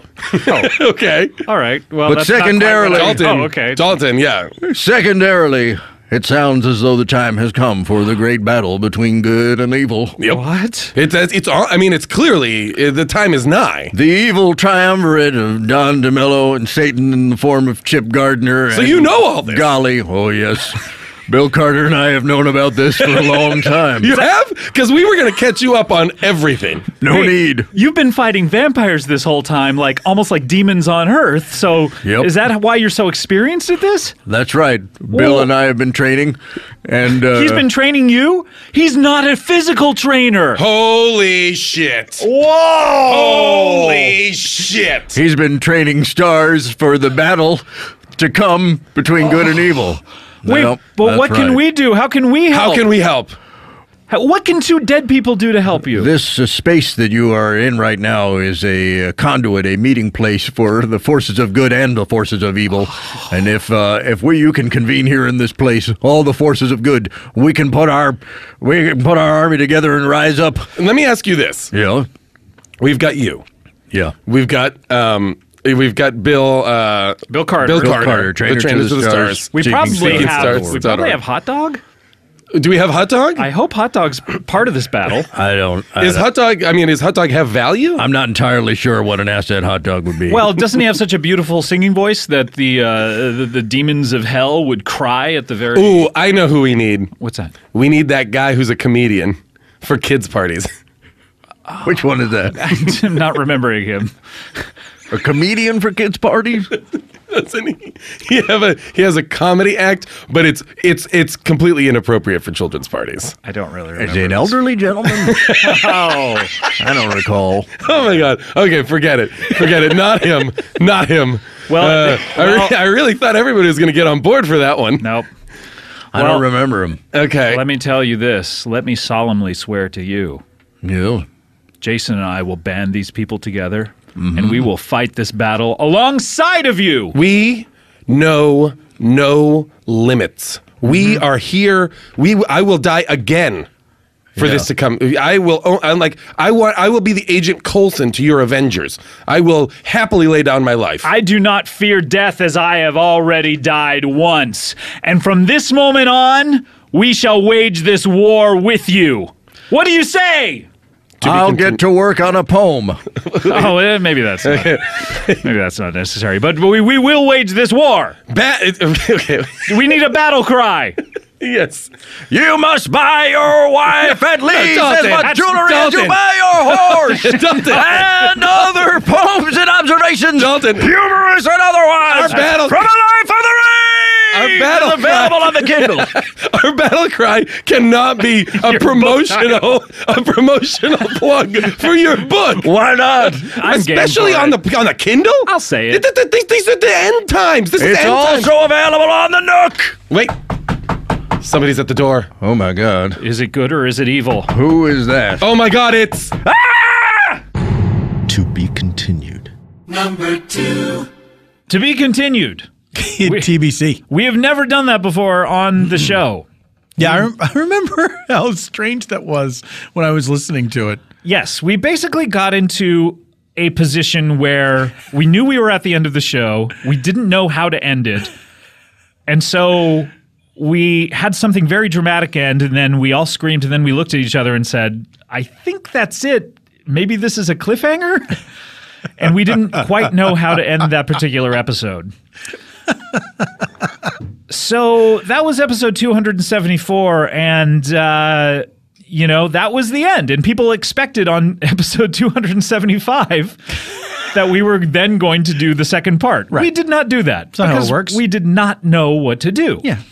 So that was number 2 on the countdown. That was a great tour de force of Andy Daly, of course. And was it in this episode or was it in the sequel to this episode where he kept saying he didn't want Oh Golly to be the name of the episode? That's the sequel. The sequel. Oh, because Oh Golly, you devil. Yes. So, there is a sequel to that episode, but we don't need to talk about that. No. When we come back... Because no one liked it, obviously. No one liked it. When we come back, we'll have number 1 on the countdown after this. Comedy Bang Bang, we're back. Oh, yeah. We're at that... Oh, yeah. Oh, my God, an anthropomorphic picture. Not a picture. Picture. Why wouldn't he shatter when he tried to break through the One brick would wall? think that the wall would be stronger than this picture. Is it that his arms, he's leading with his arms, and his arms are so powerful? Maybe his arms are made of diamond. Got arms like a diamond. Got arms like a diamond. And diamonds can cut brick. They are the sharpest That's right. thing known to man. What are we talking about? Oh, yeah, Hey Kool-Aid. Let's talk about him for a little bit more. We're back here. It's that magic moment. That magic moment when we're at number 1 in the countdown. Terrible. Now we're singing just to do it. Yeah, we are. Right? I don't know, but I enjoy singing. I enjoy singing too, Scott. Jimmy Pardo and I have talked about an all-singing episode of Never Not Funny. We have never done it before. What would that be? I think it would be an hour of us just like... Or just Chicago songs? Yeah, probably. And that one Manny Patinkin song that he sings? Which one is that? Coffee in a Cardboard Cup? Coffee in a Cardboard Cup. Coffee. I think she said coffee. Oh, no, she said coffee. What? Wait. What's in a cardboard cup. Why? Hurry up. What is that?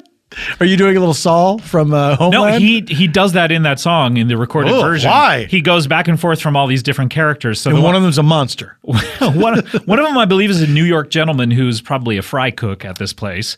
And that when he's going coffee, that is a woman, I believe, a waitress who works at the place. Oh, I see. So he's going back and forth from these two voices because that's what people wanted out of a Mandy Patinkin song at the time was him, much like in Follies. Mm-hmm. If you've heard his Buddies Blues from Follies. Sure, I have.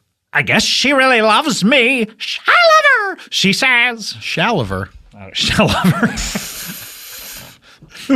Shaliver Twist. Shaliver. Do you like Oliver Twist, but you think that, he's not shallow enough? So that's the plot of Shaliver Twist. More gruel, kind sir. And what about a little bit of Gucci? Oh my God. I'm so glad I am glad for the listening audience that they couldn't see the gesture that you made when you said a little Gucci. A little Gucci. Hey, a little Gucci. A little night Gucci. Welp. This is it, man. This is it. Before the break, we heard number 2. We heard Oh Golly, which was a cliffhanger. And you know what? That's the end of that. You know, we're probably never. You'll have to go investigate the resolution of that. And you should. On some other episode of this podcast, because we have to get to number 1 on our countdown. Number 1. That's right, number 1. What do you think this might be? Well, the best episode. Right? Hold up. Are you saying there's a surprise upset and the worst episode has been voted number 1? I'm doing my Nate Dogg, R.I.P. Impression from the next episode is that famous song. Do you wait a minute? You know I don't know what you're talking. You about. know that Eminem song really well, but you don't know the next song. You don't know the next episode? No, my favorite song. Hold up. Yeah. Guess who's back? Back again. I can listen to that forever and ever and ever. I lose interest after You that. really ought to get into more gangster rap, especially the West Coast variety, if you like that so much. Bebo. Ball droid. Oh, Ball Droid. A worthy successor to Lobot, the only other bald person in the Star Wars universe. What about Mace Windu? Oh, that's true. Yeah. And I guess, was Grandma Tarkin, was he bald? Grandma Tarkin had a wig. Oh, that's right. He had the bun. gray wig. Yeah, with a knitting needle stuck in there.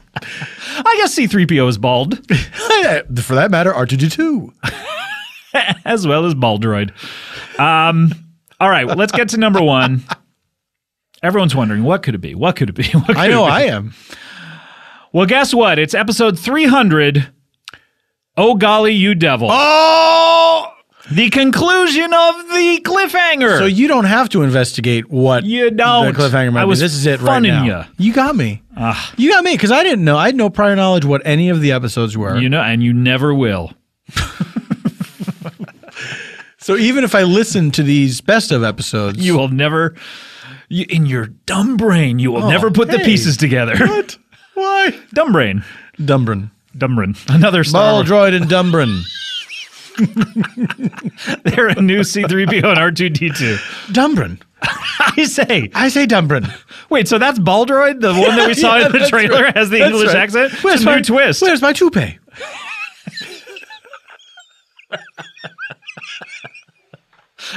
He just Ball Droid just looks like a person. If Ball Droid doesn't talk like that now in the new Star Wars, I'm going to be really disappointed. Do you think that Ball Droid, he's a beep boop robot, right? I imagine he would be. Yeah. Oh, if he's not called Ball Droid, and he just doesn't talk like that. JJ, you have made a mistake. Come on, J.J. Abrams. My improv mate. That's right. Your old scene partner. That's right. J.J. If you don't Abrams. know what I'm talking about, Ben Schwartz had me on his show Snow Pants, where he has non-improvisers improvise with improvisers. We talk about it a lot on the Solo Bolo, and it was me and J.J. Abrams. And guess who was great at improv? J.J. Abrams. Great at everything. Ball Droid, I say. There is a guy named Frank Pulaski who is the third? Yeah, I believe so. Who puts together, he does these really wonderful videos. Videoizations, he calls them. Of this very podcast. A lot of times the freestyle rap. He put together a supercut of Amy Poehler's raps, I believe, and he does what other ones does he do? Oh, he did the one you're about to talk about. He has done on numerous occasions. He has taken audio of us doing the Star Wars Cantina theme and put that over video. Of Star Wars. Yes, and I have, and various other things. Right. And I have on my YouTube channel, Paul F. Tompkins, go to my YouTube channel, I have a playlist that's called The Cantina, and it's every one that he has done. Oh, I got to see that. Yeah, I didn't know so you had can a watch YouTube them all, channel. yeah. I got to get one of those. Well, I look forward to your text on how much you enjoy it. I'll text him. He's the one who made it. You're just the server. I collected them all into a playlist. Don't I get credit for that? I'm Ball Droid. I gotta roll on out of here. What if he sounds like that? Hey, I'm Baldra. I wouldn't put it past him. over here. Do you think there'll be anything weirdly cute like Jar Jar in these Star Wars things? I can't imagine there would be. They have to be going really far on the other. I mean, there will be some comedy, don't you? I think they'll go far the other way and something that's just disgusting, like a thing you don't want to look at. Just a thing that's like got pustules and weeping sores and constantly mucus is coming out of its or like nostrils. Jabba the Hutt's mom will be there and like with her open legs Mabba. and Jabba will be coming out of her. Yeah, Mabba the Hutt. We'll see his wide birth. vagina. We'll see his birth, even though it's in the future. Well, it'll be video. Yeah, they're gonna gather around, look at a video of Jabba the Hutt's birth. Han and Chewbacca. Yeah. Hey, you got to see this. Hey, Chewie, get over here. Do you think that the actors will reprise their performances from the original Star Wars movies? Because they've changed their personalities a lot. Yeah. Carrie Fisher is now like sort of a little more sardonic than she was back then. That's right. And Han is more of a grump. Yeah. Now, but I guess he was grumpy in the Star Wars movies. Yeah, but he was young. He was young enough that it didn't seem grumpy. It seemed like a cool dude. Is that what it is? Han Solo's performance hasn't changed. He's just aged to where now he just looks like a grumpy old man. Yeah, that's exactly right. Well, I look forward to that 45-minute scene where they watch Jabba the Hutt's birth 45 video. minutes. Yep. It's pretty easy as labors go. Yep. That's not so bad. Not so bad. Do you think it was natural? No, I think it was a C-section. Oh. You have to. You know, those Hutts, they're a lot like Boston Terriers. They cannot be born without a C-section. Is that true? That is true, my friend. Why can't Boston Terriers be born natural? Something to do with the proportions of their body. It's an unfortunate part of the Boston Terrier, which it's makes... not that they're like biting on the way out. No. Like, Oh, God. But they're puppies. They're like little tiny puppies. It's something to do with the way the mother, the construction of their body, I believe. Now, to be fair, I'm talking from a position of ignorance on this. I own a Boston Terrier. Oh, but then let me say stuff. Here's what I heard it was, is that a gypsy cursed Boston Terriers thinner. Directly to the uterus. Thinner uterus. Yeah. Thinner.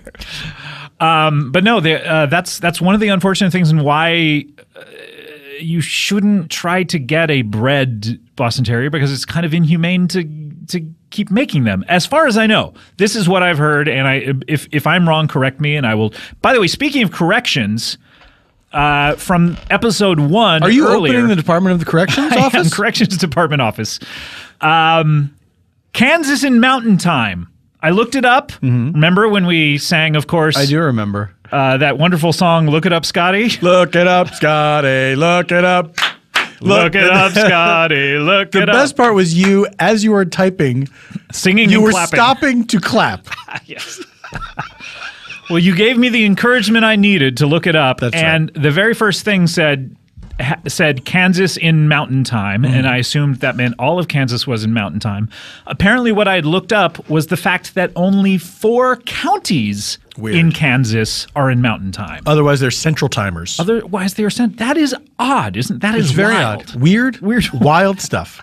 Why bother? I wonder. Yeah. And I wonder if the people in these counties just say, can we just please be intent? All of our neighbors. Hey, you know what? All of our neighbors get their TV earlier than us. Can we please just be Mountain Time? Please, let us be Mountain Time. It's very bizarre. How bizarre, as OMC once. How bizarre. Got engineer Cody Sam on that one. He loved it. It's a rare occurrence when the engineers laugh at the show. Usually they stare with hatred at us. That's true. That's shaking their fists, which is very distracting. It's a little distracting. All right, let's get to number 1 on the countdown. countdown. I don't fucking care, Scott. Oh Golly, You Devil. This is the climactic conclusion to the Oh Golly saga. Now, when we left off, there was a knock on the door. Who was behind that knock? We won't hear it in this clip, but it was Chip Gardner, candidate for honorary mayor of Hollywood. We talked about him before. That's right. Now, he admitted that he was Satan incarnate. He admitted that. He offered that, as a matter of fact. Yes. We did not need to torture him. No, he To conceded. get that information? Yes, I am. He gave it up willingly. Yeah. He told Jason and I that we have been dead, and we're dead ever since we were on that Zap show as children. That's right. In 1981, we died, and hell was closed. And everyone who had died since 1981 resided within a twilight nether region. That included Kurt Cobain and everyone else who had died since 1981. All right, that's what you need to know. Tom DeLuise. What's that? Tom DeLuise. Tom DeLuise. I thought you said Tom DeLuise. Yeah, him too. One has to assume that Dom's father was Tom. Yes. And that he wanted to name him after himself, but the doctor misheard. That's right. And wrote down Tom. Classic story. Once a name is written down on a birth certificate, it cannot be changed. It cannot be changed. Famale. So then Dalton Wilcox, who we heard in the last Cowboy, the poet laureate of the West. Of the West. He wrote a poem to commemorate the battle. He recited it. Then in came Hot Dog, who is a erstwhile singer who wanted to join Sha Na Na. That's right. And a skier in the 60s. Did you greet him when he walked through the door? I did. I said, "What's up, Hot Dog?" Right there in that very clip. Bill Carter, trainer to the StarSeekingStars.com, came in. Very old man with big muscles. Cactus Tony came in, who is shadowy, mysterious figure. Yeah, kind of sort of an aide de camp of Don DeMello. Yes, and he wears all snakeskin. That's right. Golly was there, the puppet. He came Cardboard back. box puppet. And then Byron Deniston, who the Royal Watcher. The Royal Watcher from a previous episode, who I believe Bob Odenkirk was on that episode, who wanted to. He was not a royal watcher in the sense of he followed the exploits of the royal family. He literally was perched in a tree across the street from Buckingham Palace with binoculars, trying to see when the royal baby would be born, so he could steal it and name it Beetle Bailey after one of his favorite comic strips. He came and he brought the royal baby. Right. Now, at some point, they were going to slit the baby's throat and pour the blood upon a magical stone. It's a funny show. From which Excalibur was pulled. Yep. And they were going to bring back the end times. Now, Jason and I... Bring back the end times. Yes, from the future. Oh, I see. Go on. Yes. They were going to pull them from the future into the present. That's right. They were residing in the future. They were going to pull them back towards us here in the present. Yes. Because without a little help, they would always just stay there in the future. You've done due diligence. Pray continue. So when we pick this back up, all of these people are here, and this was we're going to hear this until the end of the conclusion of this saga. Several of these characters are in the forces of good, several of these characters are in the forces of evil, and there's going to be a final battle, which we will hear right now. This is, yes. May I say, if you are a new listener, you're about to hear the end of this episode. Yes. Yes. Well, not the end, yeah. Okay, but still, you might want to just go back and listen to the whole thing. Listen to the whole thing. But we're going to hear it now. This is the climactic conclusion to the Oh Golly saga. This is episode 300, Oh Golly You Devil, your number one. Number one. Well, I have to say, Dalton, it's now looking like the forces of evil are gaining momentum here. Let's take a look at the telly board. Who's on what side? Well, you have Dalton Wilcox, Hot and Dog. I count for three. Because I got count for oh boy, because that's how strong and powerful I am. You got to count me 3 times. You got to say Dalton Wilcox, Dalton Wilcox, Dalton Wilcox. We into count, a mirror, and then you you will summon appear me anytime. But Chip, you count for 3 because you're Chip, you're Gretchen, and the lizard. Oh, and Satan. That's 4. Count for 4. You're outnumbered at this point, Dalton, because you don't even have any AKAs. You're not even like in the Wu-Tang Clan. Yeah. That's okay. I'm just pointing it out. I think you need more people. I mean, I think... Who's showing up right now? Would you mind opening the door? I'm going to open the door. I don't know if this is for good or evil. The minute the person talks, though, we'll know exactly who it is. Okay, hey, open it. Patrick McMahon? Hello, gentlemen. How are you? Patrick? It's great to be here. Hello. How are you, Patrick? How are you doing? It's been Our favorite so limerick long. writer. That's right. You and I had a real limerick off that one time. really That was a lot did. of fun, Really wasn't it? did. Yeah. And how are you? It's nice to see you. I'm great. It's so Yeah. great to see you. What are you doing here? Well, I've been Wait, there- summoned here for a battle. You're part of this as yeah, well? part of the battle between good and evil. Yeah, that's right. That's right. On which side do you fall? I am staunchly on the side of the good because I've recently been named Irish Person of the Year by the Holy Ancient cow. Order of the I Hibernians. heard about that. Yeah, you were there with a congrats. really interesting Irish guy. That's right, that's who right. was so incredibly uniquely Irish and Yeah. authentic. Oh, that's right. Well, absolutely. The president of the Ancient Order of the Hibernians bestowed upon me the great honour of Irish Person of the Year, and that's a Catholic order. It's an organisation of the Catholic Church, and so I feel honour bound to be on the side of good. On the side of good. Good Yes, for you. absolutely. So, Patrick, Dalton here recited his epic poem about the forces of good and evil. Well, I haven't prepared a limerick if that's where you're going. But that since- is where I'm going. But since No, I you're haven't got so limerick. amazing at it, I since- think that No, you I've come never up- claimed to be any good at limerick. I'm an Irish storyteller, and then limericks are a sideline at best, and I really don't do them all that often. I haven't prepared one or anything like Now that. here is Patrick McMahon's limerick about the battle between good and Oh, evil. I As I can't say, wait I for haven't this. prepared one. And Oh boy, I'm this is going to be good. I have to remind myself of the Is this structure part of it? No, this is not part of it because I haven't got one. I really just came here to fight.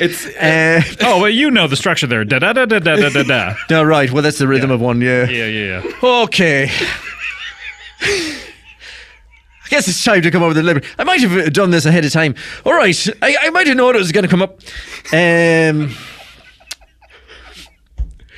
A great battle is being waged. Oh.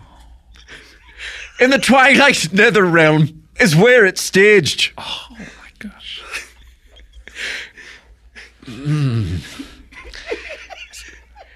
Is that part of it? Evil might win. Which would be a great sin. Oh boy.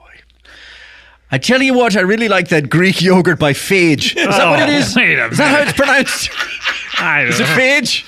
It's not, but that's all right. Oh, boy. Oh, boy. That was Listen, a rallying cry. Yeah. For Well, the you know forces what? of good. I'll take another crack at it a little later. I'm Is going to that have your a snack. purpose? Oh, you're going to eat a snack. Is that your purpose? That really made me hungry. It legitimately made me hungry.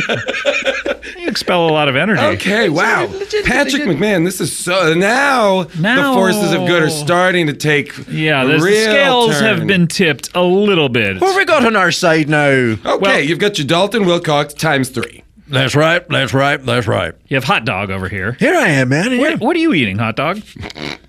I mean, the hot dog, man. Okay, I Bill should've known. Carter Yeah, that. also eating a hot dog. Yeah, what are you eating? I'm having a Luna bar. Oh, my. I thought you were Those late. are for women, Bill. Those are for women. That's what they tell you. Yeah, no. Those have like estrogen in them or something. That's right. You should not eat those, Bill. The estrogen attacks the testosterone, and the testosterone builds itself up to do battle with the estrogen in your system. And I just got 10 balances times the itself out. So testosterone you're of challenging any other guy. challenging the testosterone to But make it fight harder. It always, it's always making it fight, which you always want your testosterone active. All I eat is Luna bars. Now, I'm on a Luna. That I'm on a is 100% very Luna on bar many diet. levels very unhealthy. I haven't had a bowel movement in 9 months. We have Cactus Tony, of course. We have Cactus Tony, who moved from the forces of evil to the forces of good. And listen, I might go back. There's no telling. I might go back to the forces of evil. Cactus Tony, you're Kind of lady in the floater. tramping that hot dog with hot dog over here. You're at the other end of it. We're all having a snack. I think that limerick made all of us hungry. It's like everybody shares a mic and everybody shares a hot dog. Everybody's sharing Oh, me. God. Oh, God. I am the microphone. Oh, golly. I'm still here. You devil.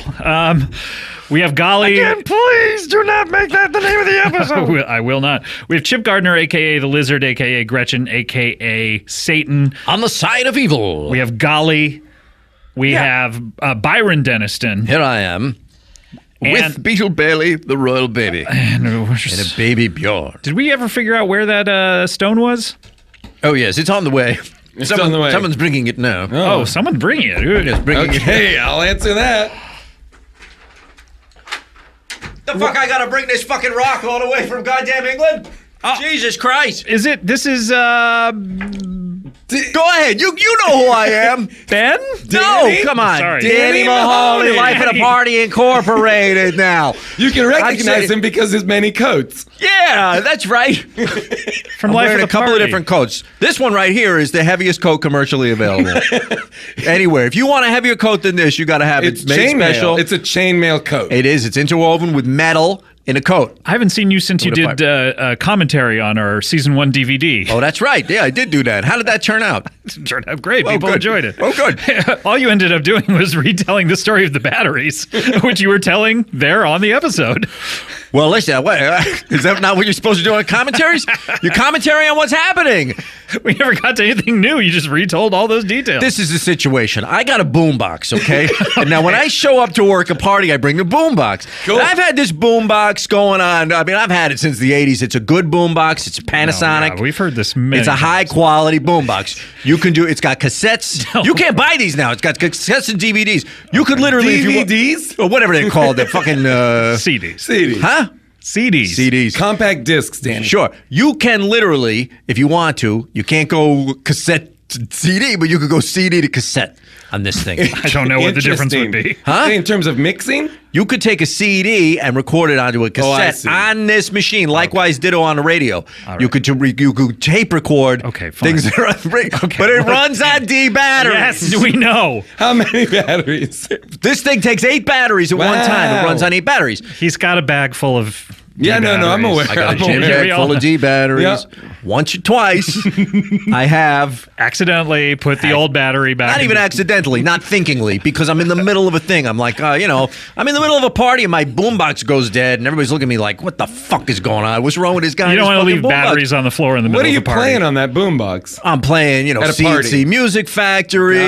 it. I'm playing Lisa and Cult Jam. Bare Naked Ladies? Bare Naked Ladies? You can't dance to that. No. Anyhow, yeah. So a couple times I emptied the dead D batteries into the gym bag. Yeah, we know this I story probably- quite well. 1632 batteries in there that are dead. Mixed in with like You 150 put one live bad batteries. battery in a bunch of 8. That's the you got a problem. dead. And That's you the can't problem. figure out which one it is. No. Do you ever There's get no a way bat- from looking at it whether it's What dead about or a not. battery tester? A what? See, this would solve all of your problems. A We've battery never talked tester? about this. A battery tester. How does it work? You put it up against the thing, and if it's got a charge, it'll tell you. The thing? A Are you battery making this up? No, it's called a battery There's literally a battery How about tester. this? I'm going to go one step further. All right. Get rid of the boombox. Okay. Get rid of the batteries. and Buy all get new ones. something like an iPhone with a Bluetooth speaker that has a Fucking rechargeable battery. Fuck that. Fuck that. Okay, Danny. I'm not And now going to do I'm- that. This aggressive iPhone. attitude. Hey, what about your iPhone? Let's have some lattes, All this bullshit, This is the kind of attitude that I feel like tells me you are on the forces of evil.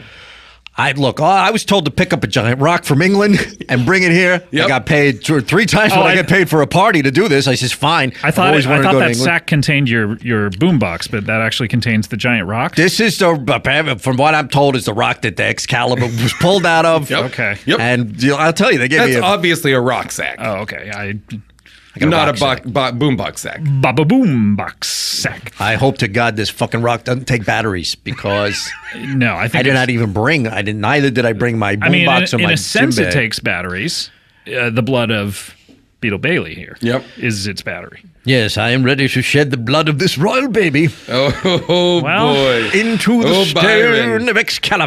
Byron. which Byron, will open the gates to hell. Byron, you're not a licensed medical practitioner at all. I would think that the only person who could really open up a vein would be some sort of who's this at the door? Some Who's sort at of the door? medical Nurse Andy Callahan. Hello! How's everybody doing? Now- This is terrific. Who are you? I'm Nurse Andy with an I. Got Oh yeah, it. you were on with Callahan. Gillian Jacobs. I don't know.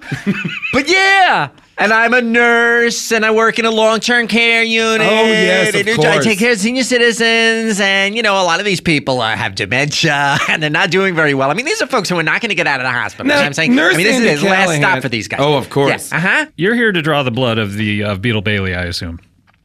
Huh? No. Oh, no? No. I don't want that blood drawn. What are you doing here? I'm here for the forces of good, you guys. Oh, fake out. Oh my goodness, no. Nurse Andy Callahan, forces of good. I'm actually here. Thank you, Dalton. You've done a wonderful job so far. I'm here to lead the forces of good. I'm going to lead the forces now. Ooh, and I'm going to be in charge. I don't know about this. I'm going to organize you guys, and we're going to get into a single file line. Oh, boy. And we're going to, because I have a lot of experience organizationally with, planning out the shifts of the nurse. I mean, listen, the nurses' shifts are complicated, you know what I'm saying? Because there has to be a transition between one shift ends and the other one because you got to pass off information about what happened on the last. Waiters everywhere. This sounds It's a little more complicated. There has to be more of an overlap so the person leaving can update the person who's coming on about all the things that happen. Waiters, hey, I'm working on this table. It's a little different than to be honest with you. Very administrative, Nurse Andy Callahan. There's going to be a lot. Listen, in this battle between good and evil, 90% of it is going to be administrative. And the paperwork? And there's a lot of paperwork. I guess you do. You got to book all the different people into all the different fights. Plus, I'm God.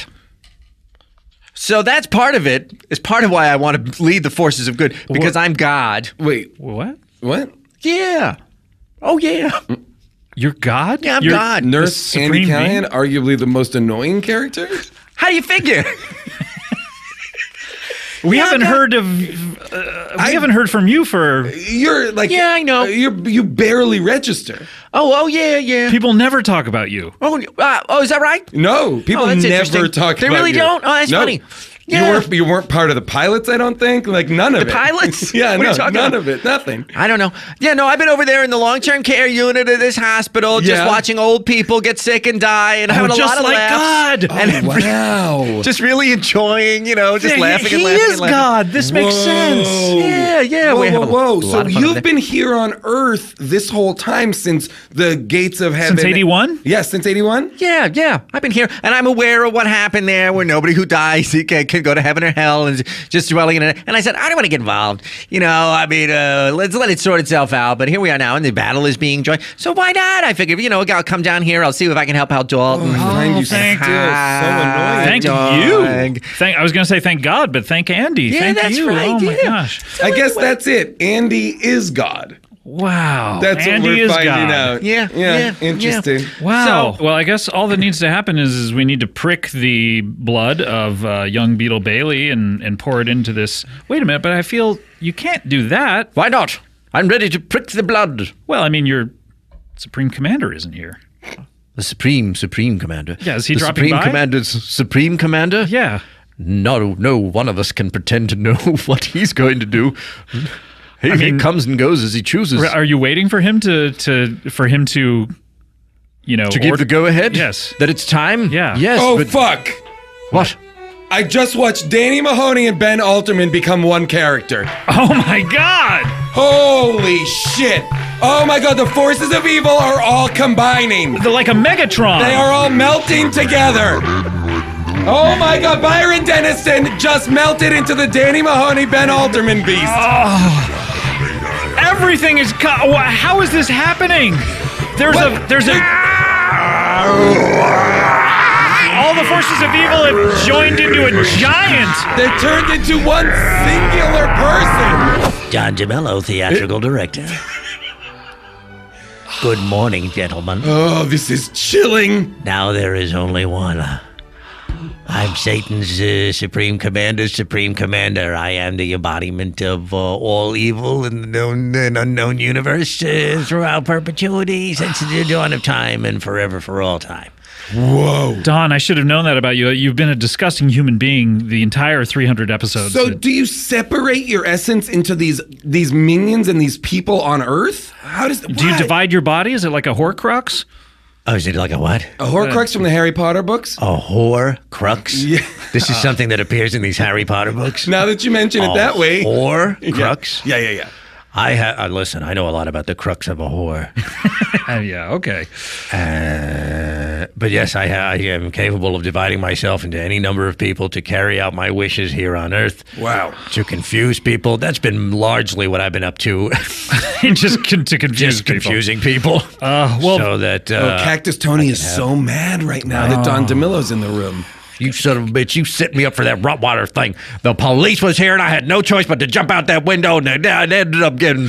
Oh my God, Cactus Tony, you're being absorbed into Don DeMello's body. Oh no! Come to me. Oh my God. Oh no, it's terrible!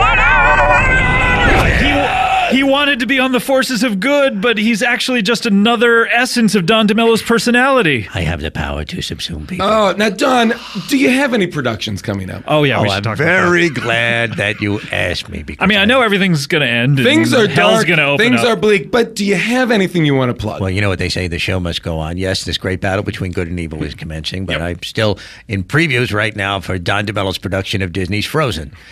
And, boy. Yep. How's it work? Frozen, one of the most popular movies of the year, Oscar winner for best song. Yep, for best song. How does your version of Frozen go? Well, we got some girl in there. She's a real hot lady, and she's one of those topless princesses, and she's locked in a castle. Okay. And her parents won't let her out because she turns things into ice or some shit or whatever. So she's a hot lady who turns things to ice. Sure, okay. And she's up there, and she's got a song. We gave her a song that we're hoping wins something like "Let It Go." Wins an award. No, she's got a song that goes, "I'm locked in a castle. I can't fuck anything, and nothing can fuck me." Okay. And meanwhile, down in the town, there's these trolls who hear the song and they go, "We'll see about that." Oh dear. Huh. Okay. Any snowmen that come to life or anything like that? Yeah, there's a snowman that comes to life. This is just a guy covered in whipped cream. Oh boy. He fucks this girl. Yeah. Okay. All right. And it's a great show. We cover this whole stage in whipped cream during. Oh wow, that sounds slippery. There becomes an eternal winter, and a bunch of girls come out there, snow fairies or something, and they're licking the whipped cream off each Seem other. a little vague on these details. It's really we're only in previews. Now the whipped cream, I feel like having food on stage. Yeah. Now, do you still have dogs in the theater? Yeah, there's Rottweilers upstairs. See, I feel like the food is going to attract those dogs. Well, not only that, but I got some real live reindeers that I trapped up in Canada. Oh no! With bear traps. Oh no! Their legs Bears? are all fucked up, but they. Oh yeah, those are only meant for bears. They're bear traps. Yeah, they'll fuck up a reindeer leg. I was looking for reindeer traps. They don't carry them. Yeah. Over there, Black & Decker doesn't make one. Are you sponsored by Black & Decker? He has the voice of a Black & Decker sander. Oh, that's true. Anyhow, wow. I'm glad all the forces of good are being so quiet for this because I do want people to come down to the Pasadena Fairy Tale Theater and check out my production of Disney's Frozen. Andy, what do you think about this? Andy Callahan, Nurse Andy Callahan. Well, I'm very glad to finally beat the ultimate evil here, and because, I really think things would be better if he was gone. I'm just being honest. All right, well, the forces of good are here, and you're up against Don DeMello. Oh, Patrick. Don DeMello just pricked the baby. The baby is bleeding. That's right, Beetle. The baby, a drip of blood is dripping down the baby's leg. Who's getting horny? If the blood enters the hole that is in the rock, it will open the gates of hell. Quick, Patrick McMahon! Recite a limerick to join, to rally the troops! It's time for your limerick, Patrick McMahon! The only thing that can stop this drop of blood dropping into the Excalibur hole of the stone is a powerful limerick that can combine all the forces of good into one. Here we go! And once again, I've not had time to work on it. All right, but you're the best we at it. haven't taken a break. That's why you're here. That's why I'm here. Oh my God. The forces of evil are one. This battle ain't gonna be fun. But we've got to prevail. Use stamps.com to help with your mail. Oh boy. They're gonna be thrilled. They're gonna be thrilled. What was the first line? Fun. Thank you so much. 2,000 pounds. A limerick is more powerful than a gun! Oh, like a gun robber! Right! Dalton, how does that make you feel? This poem, the limerick I just heard, I feel like I'm being subsumed. Whoa! All of the forces of good are combining! Into Andy Callahan! August Lind! Oh, hot dog! Get out of here, hot dog! Yeah, we're not... Yeah. Screw you, you shouldn't have been here anyway. You must pay your wife at least as much jewelry as you buy your Oh, they're all combining into Nurse Andy Callahan. Well, here I am, and all the other guys are a part of me now, and that's how it works. And so I am God now, and I've combined all the good parts of me. Yep. And so, listen, I'll tell you what's going to happen right now. You can't stop it. Are you going to wrestle? I'm grabbing the stone, and I'm going out the window! Oh my God. There's Sandy Callahan. We're in the new Earwolf Studios where there is no window. Yep. All of a sudden, Victor the Giant burst his head through the wall, created a window. Meanwhile, we're on the 4th floor up here, and Nurse Sandy Callahan jumped out. Jumped onto the back of the giant. Jumped onto the back of the giant. Did not. We thought that Nurse Sandy Callahan was committing suicide. He just jumped onto the back of the giant. And they flew away. The giant turned into a griffin, and they flew away. So you have a shapeshifter too. Wow. They do, yeah. Well, they do. Yeah. Sorry, Don, you're the only one left. It's just me here stuck with a bleeding baby. He grabbed the rock and he flew away with it before the blood could drip down into it. Yeah. I should have known that the creation of a window by a giant was going to be the thing that destroyed me. I mean, this has been a long time coming, this battle. Yep. All I needed to do was get one drop of blood here in the hole. I know, you really took your time with it. At any point, you let Patrick get through the whole limerick, and he labored over it. I know. You could have, at any point, just shoved the blood in the hole. Well, like everyone else out there, I wanted to hear the limerick. That is the power of a limerick. And that's why he's the best. Number 1. All righty. Truly insane. Very insane. I believe, by the way, a lot of sharp-eared listeners were trying Vulcans? to... And Nosferatus. Nosferatus, why don't you come to your senses? You've been out riding fences for so very long now. No. You gotta put it, sweet, it. It sounds now like the taxi theme or something. Let somebody love you. Gotta let somebody. What if somebody loved Nosferatu? That could change everything. Exactly. Exactly. That's all. Isn't that all vampires, Nosferatus want anyway? It's just a girlfriend. Just a girlfriend. And a girlfriend. Will you be my girlfriend? And give you a little bit of your blood on the side. How about this? How about every 30 days? Every 30 days. Oh, you sucked me into that. I got carried along in the tide of blood. Okay, so I believe sharp-eared listeners were trying to bring up the fact that we should have gone in our improv down a certain route that Jason, I believe, was trying to steer us into, which was Dalton Wilcox, cowboy poet laureate of the Old West, who has a wooden penis, trying to stick that penis into the hole in the magical rock to block the blood from going into it. I see. That's what Jason was trying to lead us to. Neither Andy nor I picked up on it. Mm-hmm. And when I listen to it back, I say, of course, that's the way it should have ended. But your green-blooded listeners, they knew. They're smarter than I. They're screaming at their tablets, their smartphones, and their laptops. iPads, iPods, I don't know anymore. But, Andy was trying to juggle all these balls, all these characters. That was a tour de force from him. It was indeed. I believe he does 12 characters at the same time. Now, let me ask you this. Yeah. Shut up. How much of that did you plan in advance? Okay. Because, as I think most people who listen to the show know, really nothing is planned out. Nothing is planned. Nothing. Tomorrow is not promised. That's the unofficial motto of Comedy Bang Bang. Yes. You leave it all out there on the podcast because you may not get another chance. That's right. But there will be people, if they're bringing like a character or something, they may give you some beats like, here's what this guy is talking about, you know, so that, sometimes you do that, especially on the TV show, we'll lay out, 5 beats sometimes. That's the most anyone, anything, anyone, anywho, anywhere, anyhow.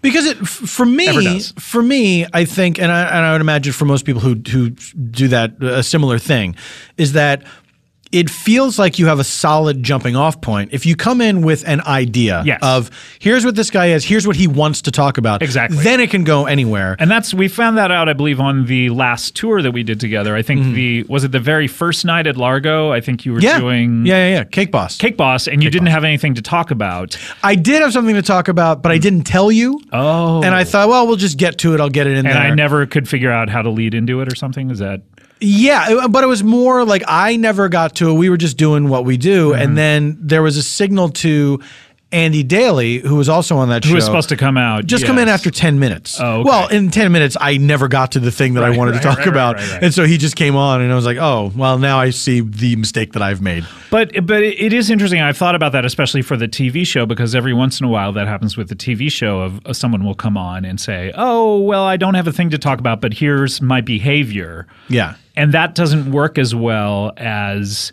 someone who has behavior but has something they want to talk about. Yeah. There's something about the momentum of that can lead us forward into a thing. Does that make sense? It does. And on the TV show, you don't have as much time as we have here on this to just goof around. It's like this has to be because somebody has to edit it. It has to a good 5 or 6 minute chunk, and so there needs to be some momentum. Yeah. Okay, so. Okay. Let's stop talking. Enough of how the bread is made. No, but I'm going to get into how the bread is made. Please, I'm going to more answer of it. your question. I meant more of it, Mr. Aukerman. More bread. How about a little Gucci? Oh, you did it again. We have not talked about the process behind this, other than with ourselves, Jason, Andy, and I. But yes, that first episode, the Oh Golly. We thought it was just going to be a normal episode. And then we just started pushing it into these mythological also Andy has a few things that he talks about a lot, which are international waters. He likes to make references to these other characters that he's done. The Dailyverse. The Dailyverse, as if they all share a continuity. The Andruniverse. Andruniverse, yes. So he makes little references to Chip Gardner or Side by Sides or Cactus Tony or someone who boats. International Water, someone who works at the ArcLight. He'll make these little references, and Jason and I cannot help but pick up on them. And then it in that first episode, Oh Golly, it got very convoluted, not really convoluted to us, but we didn't know what to do with it. Yeah. So we just ended it and said, okay, we'll do it as a cliffhanger. Then we assumed that people would know we would do it at some point down the line because we don't have a million years to sit around doing these podcasts like you and I do. That's right. Somehow. So then it came out and people really loved that episode and said, oh boy, the resolution to this cliffhanger is coming next week. I can't wait. With episode 275. I think even I assumed it would be the following week. I don't know why we thought that it would be okay to just not follow up on it and do it down the line, but we thought that people would get it. It did not come the following week, and the anticipation for it started building and building and building. And then at a certain point, Jason and I said, let's just do this for episode 300. Let's make it episode 300. And we kind of put it out there I put it out there on Twitter because Jason wasn't there, that we were saving it up for episode 300. He's not on Twitter, guys. So, but the pressure was there. The pressure was there to figure out what to do with this. Now, we were hearing track 15, the buzzsaw. I don't know if you people can hear it, but... I bet I could do better than that. Pretty good. Thought that was Cake Boss for a second. Oh, the laughing buzzsaw. That's a great children's book. There it is. So the pressure kept building up, and Jason and Andy and I would talk about it. We would say, Guy, there was a lot of stress hanging over us for months regarding this. And just that underlying stress, you know how when you're like, oh, I got to do that thing, that errand. Yeah. It kind of felt like that for us of like, oh, God, it's going to be so hard and so difficult to follow up with this, but we have to at a certain point.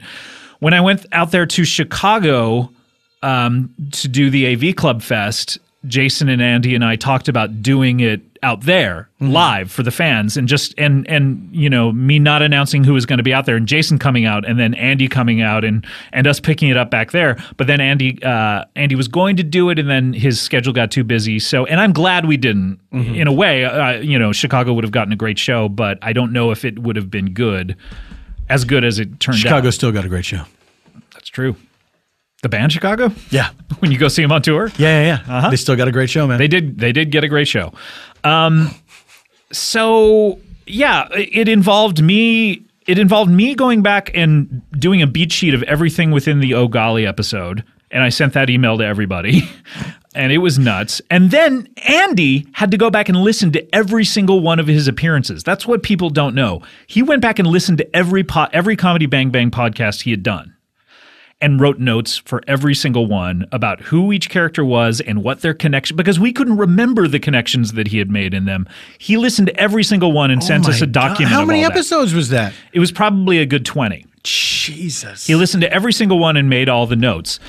We got all those notes. We set a date to do it, and we waited as long as we possibly could. I think we waited to the week before episode 300. We finally said, we have to do this. We looked at, Jason and Andy and I looked at each other right before it like, oh man, we are really nervous about it. We didn't know how it was going to turn out, and we were like, all right, well, let's try this. We can always, and I think we said to each other, like, if it doesn't come out well, I guess we could just try it again. And, Andy, of course, really came through and did all of those different characters at the same time. Jason and I just at a certain point just started having fun and just sat back and watched Andy and tried to push him into all these various things like having him recite poems and limericks. And by the way, while he's doing 20 characters, one of his characters is saying, I'm writing this poem. He's not writing the poem. Of course. He's juggling all these characters. Yeah. So then when he goes, okay, I'm ready with the poem, that's only because he thought of it in the spur of the moment right then. So a great performance, and I think that kind of puts a close to the continuity of the daily verse, I think. I don't know that we're going to go back to that well. Yes? Yeah, I don't think you should. Do you smell burnt toast? No, I think that, I think that it would be, you mean you're not going to attempt something similar as to that? As continuity laden with those characters anymore. Yeah. I think I'm looking forward to getting back to just doing regular Andy Daly episodes. Because the thing is, the continuity stuff, the building universe, and I know that Jason Mantzoukas is a big fan of that stuff because he enjoys comic books and sci-fi and fantasy and stuff like that does build out a world, world building. World building, if you want to call it that, of Settlers of Catan. He's probably read the Settlers of Catan books. And I can always hear in his episodes, especially the ones with Andy, where he is like, he's delighted. He's delighted to push it into. He's delighted to make the worlds collide. He is delighted to tie everything together. As am I. I'm a big fan of that as well. Yeah, absolutely. But I think Jason takes a particular delight in doing that, and also at the same time making it difficult for Andy. Right.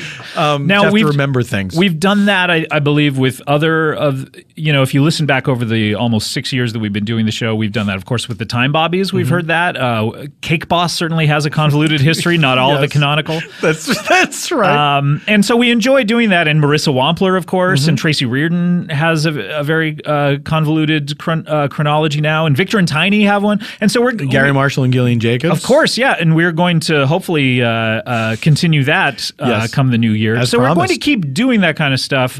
But at the same time, what with, I've talked to the Farts and Procreation people. I think we're going to do, we're going to continue to do those things and also continue to do new things. I like the mixture of it. Yeah. If that makes sense. It does make sense. And it's really nice that so many of the top 15 that people voted on were continuations of that mythology, because it tells me that they're popular and that we didn't fuck it up. In other words, yes, the fact that Oh Golly and Oh Golly You Devil were 1 and 2 tells me, oh good, we were able to pull it out. Right.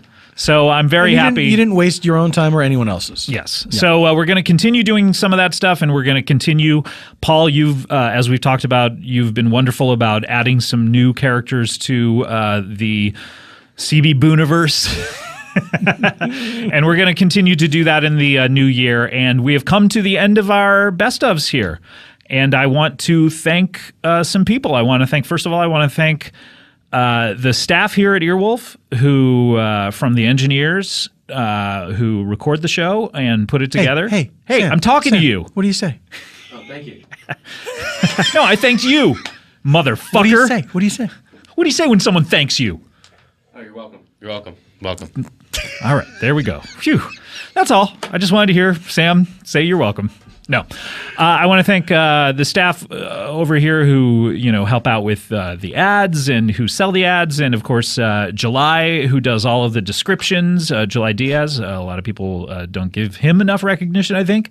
And I want to thank everyone who's been a guest on the show this year. This show, I don't believe it would exist without guests. I think that's the format of it. Why don't you try that, though? Why don't you try just you? Talking to myself. Talking. Yeah. I don't think anyone wants just to hear talking that. for an hour. Oh, boy. No, thank you. Do it once. I mean, and dedicate it to the people that said, please don't ever do a solo bolo episode again. A true solo bolo. Solo no bolo. Oh, this solo no bolo. I want to thank you, Paul. You've been on the show, I think, more than anyone has ever been. And that may be true. That may be true. Didn't you have your 100th appearance? Yes, I had recently? my 100th appearance, which and when I came here for that, the people here at Earwolf had flowers laid out, and also a very nice gift for me, and I was very touched by that. That really meant a lot to me because it's. I think it's very easy for those of us who had been doing this kind of thing for a long time before podcasts were a thing, to sort of think of podcasts as something that's very easily dismissed. And you and I have had discussions about the disposable nature, the ephemeral nature of podcasts. Ephemeral, I should say. Yes. What with Serial now, they're finally being taken seriously. It's changing lives, but it's something that for me has been such a source of real joy. It really has. And like to listen to and to do, it's been a huge thank you. It's been a huge part of my life and an unexpected gift, after I've been doing stand-up for such a long time. Can you imagine if podcasts weren't invented in the alternate universe where they didn't exist and where they didn't start? I don't like that AU. But can you imagine? I mean, I don't know that we would have had the interesting careers that we've had. We maybe would have had different careers, but I probably would have just continued as a film writer and maybe gotten one of my goddamn movies made. But I just would have continued mainly as a writer. You would have still been a great stand-up, I'm sure, but all the character stuff you probably wouldn't have gotten into. And probably not. I mean, I don't know that I would have been able to reach people the way I wouldn't. I do know I would not have been able to reach people the way that I have through this podcast, and I want to thank you for having me on so many times. But of course, it is truly it's so much my fun. pleasure. It's so much fun. So much fun to have you, and thank you so much for being a big part of it. And I would also like to thank the audience. Yes, because I was about to do that, motherfucker. Well, I'm sorry. I thought you had already. No. Oh, did I? But I maybe not. I don't think I did. I was going to close with and the most important part. Yes, but you go ahead. Scott, of course, is you're always very grateful to the audience, and I think you always make a point to recognize that what a great audience you do have for this podcast. It brightens my day so much to receive notes saying how much people really like this show. People send mail too, some really touching mail. It's very gratifying to feel like you're doing something that is making, I don't want to say making a difference because it's not that important, I guess. It's just a thing that helps. I mean, life is kind of hard, and it is nice to hear from people, whether they're saying, hey, I have this awful commute every day and you guys really help me out with that, or people saying like, I am going through a very bad time. And I've heard from a lot of people like that this year. Some people in hospital beds who have discovered the show, and it's very gratifying to know that this is helping them through a hard time. I've heard from several people who got the clap, and it helped them with that. And so they could turn their lights off from bed? No, not the clapper. Oh, I'm sorry, I misunderstood. No, but from the people who just enjoy clap. I enjoy the clap. Yeah, they got the Spanish flu. You know what I'm saying? No, but from the people who just dip in occasionally, who don't have a lot of time. That's how you get the clap. Hey, baby.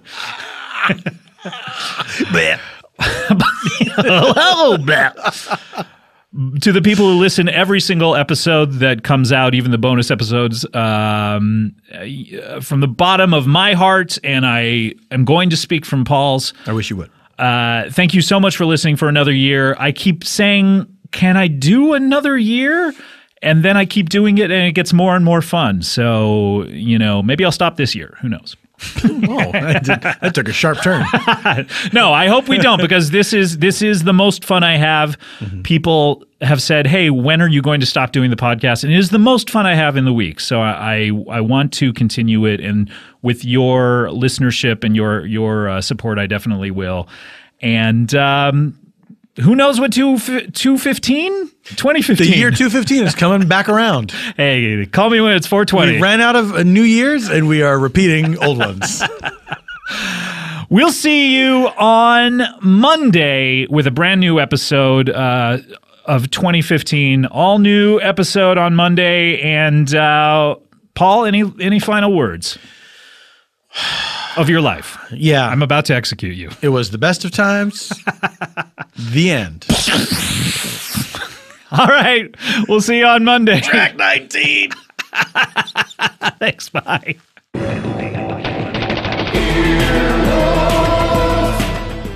This has been an Earwolf Media production. Executive producers Jeff Ulrich and Scott Aukerman. For more information, visit earwolf.com.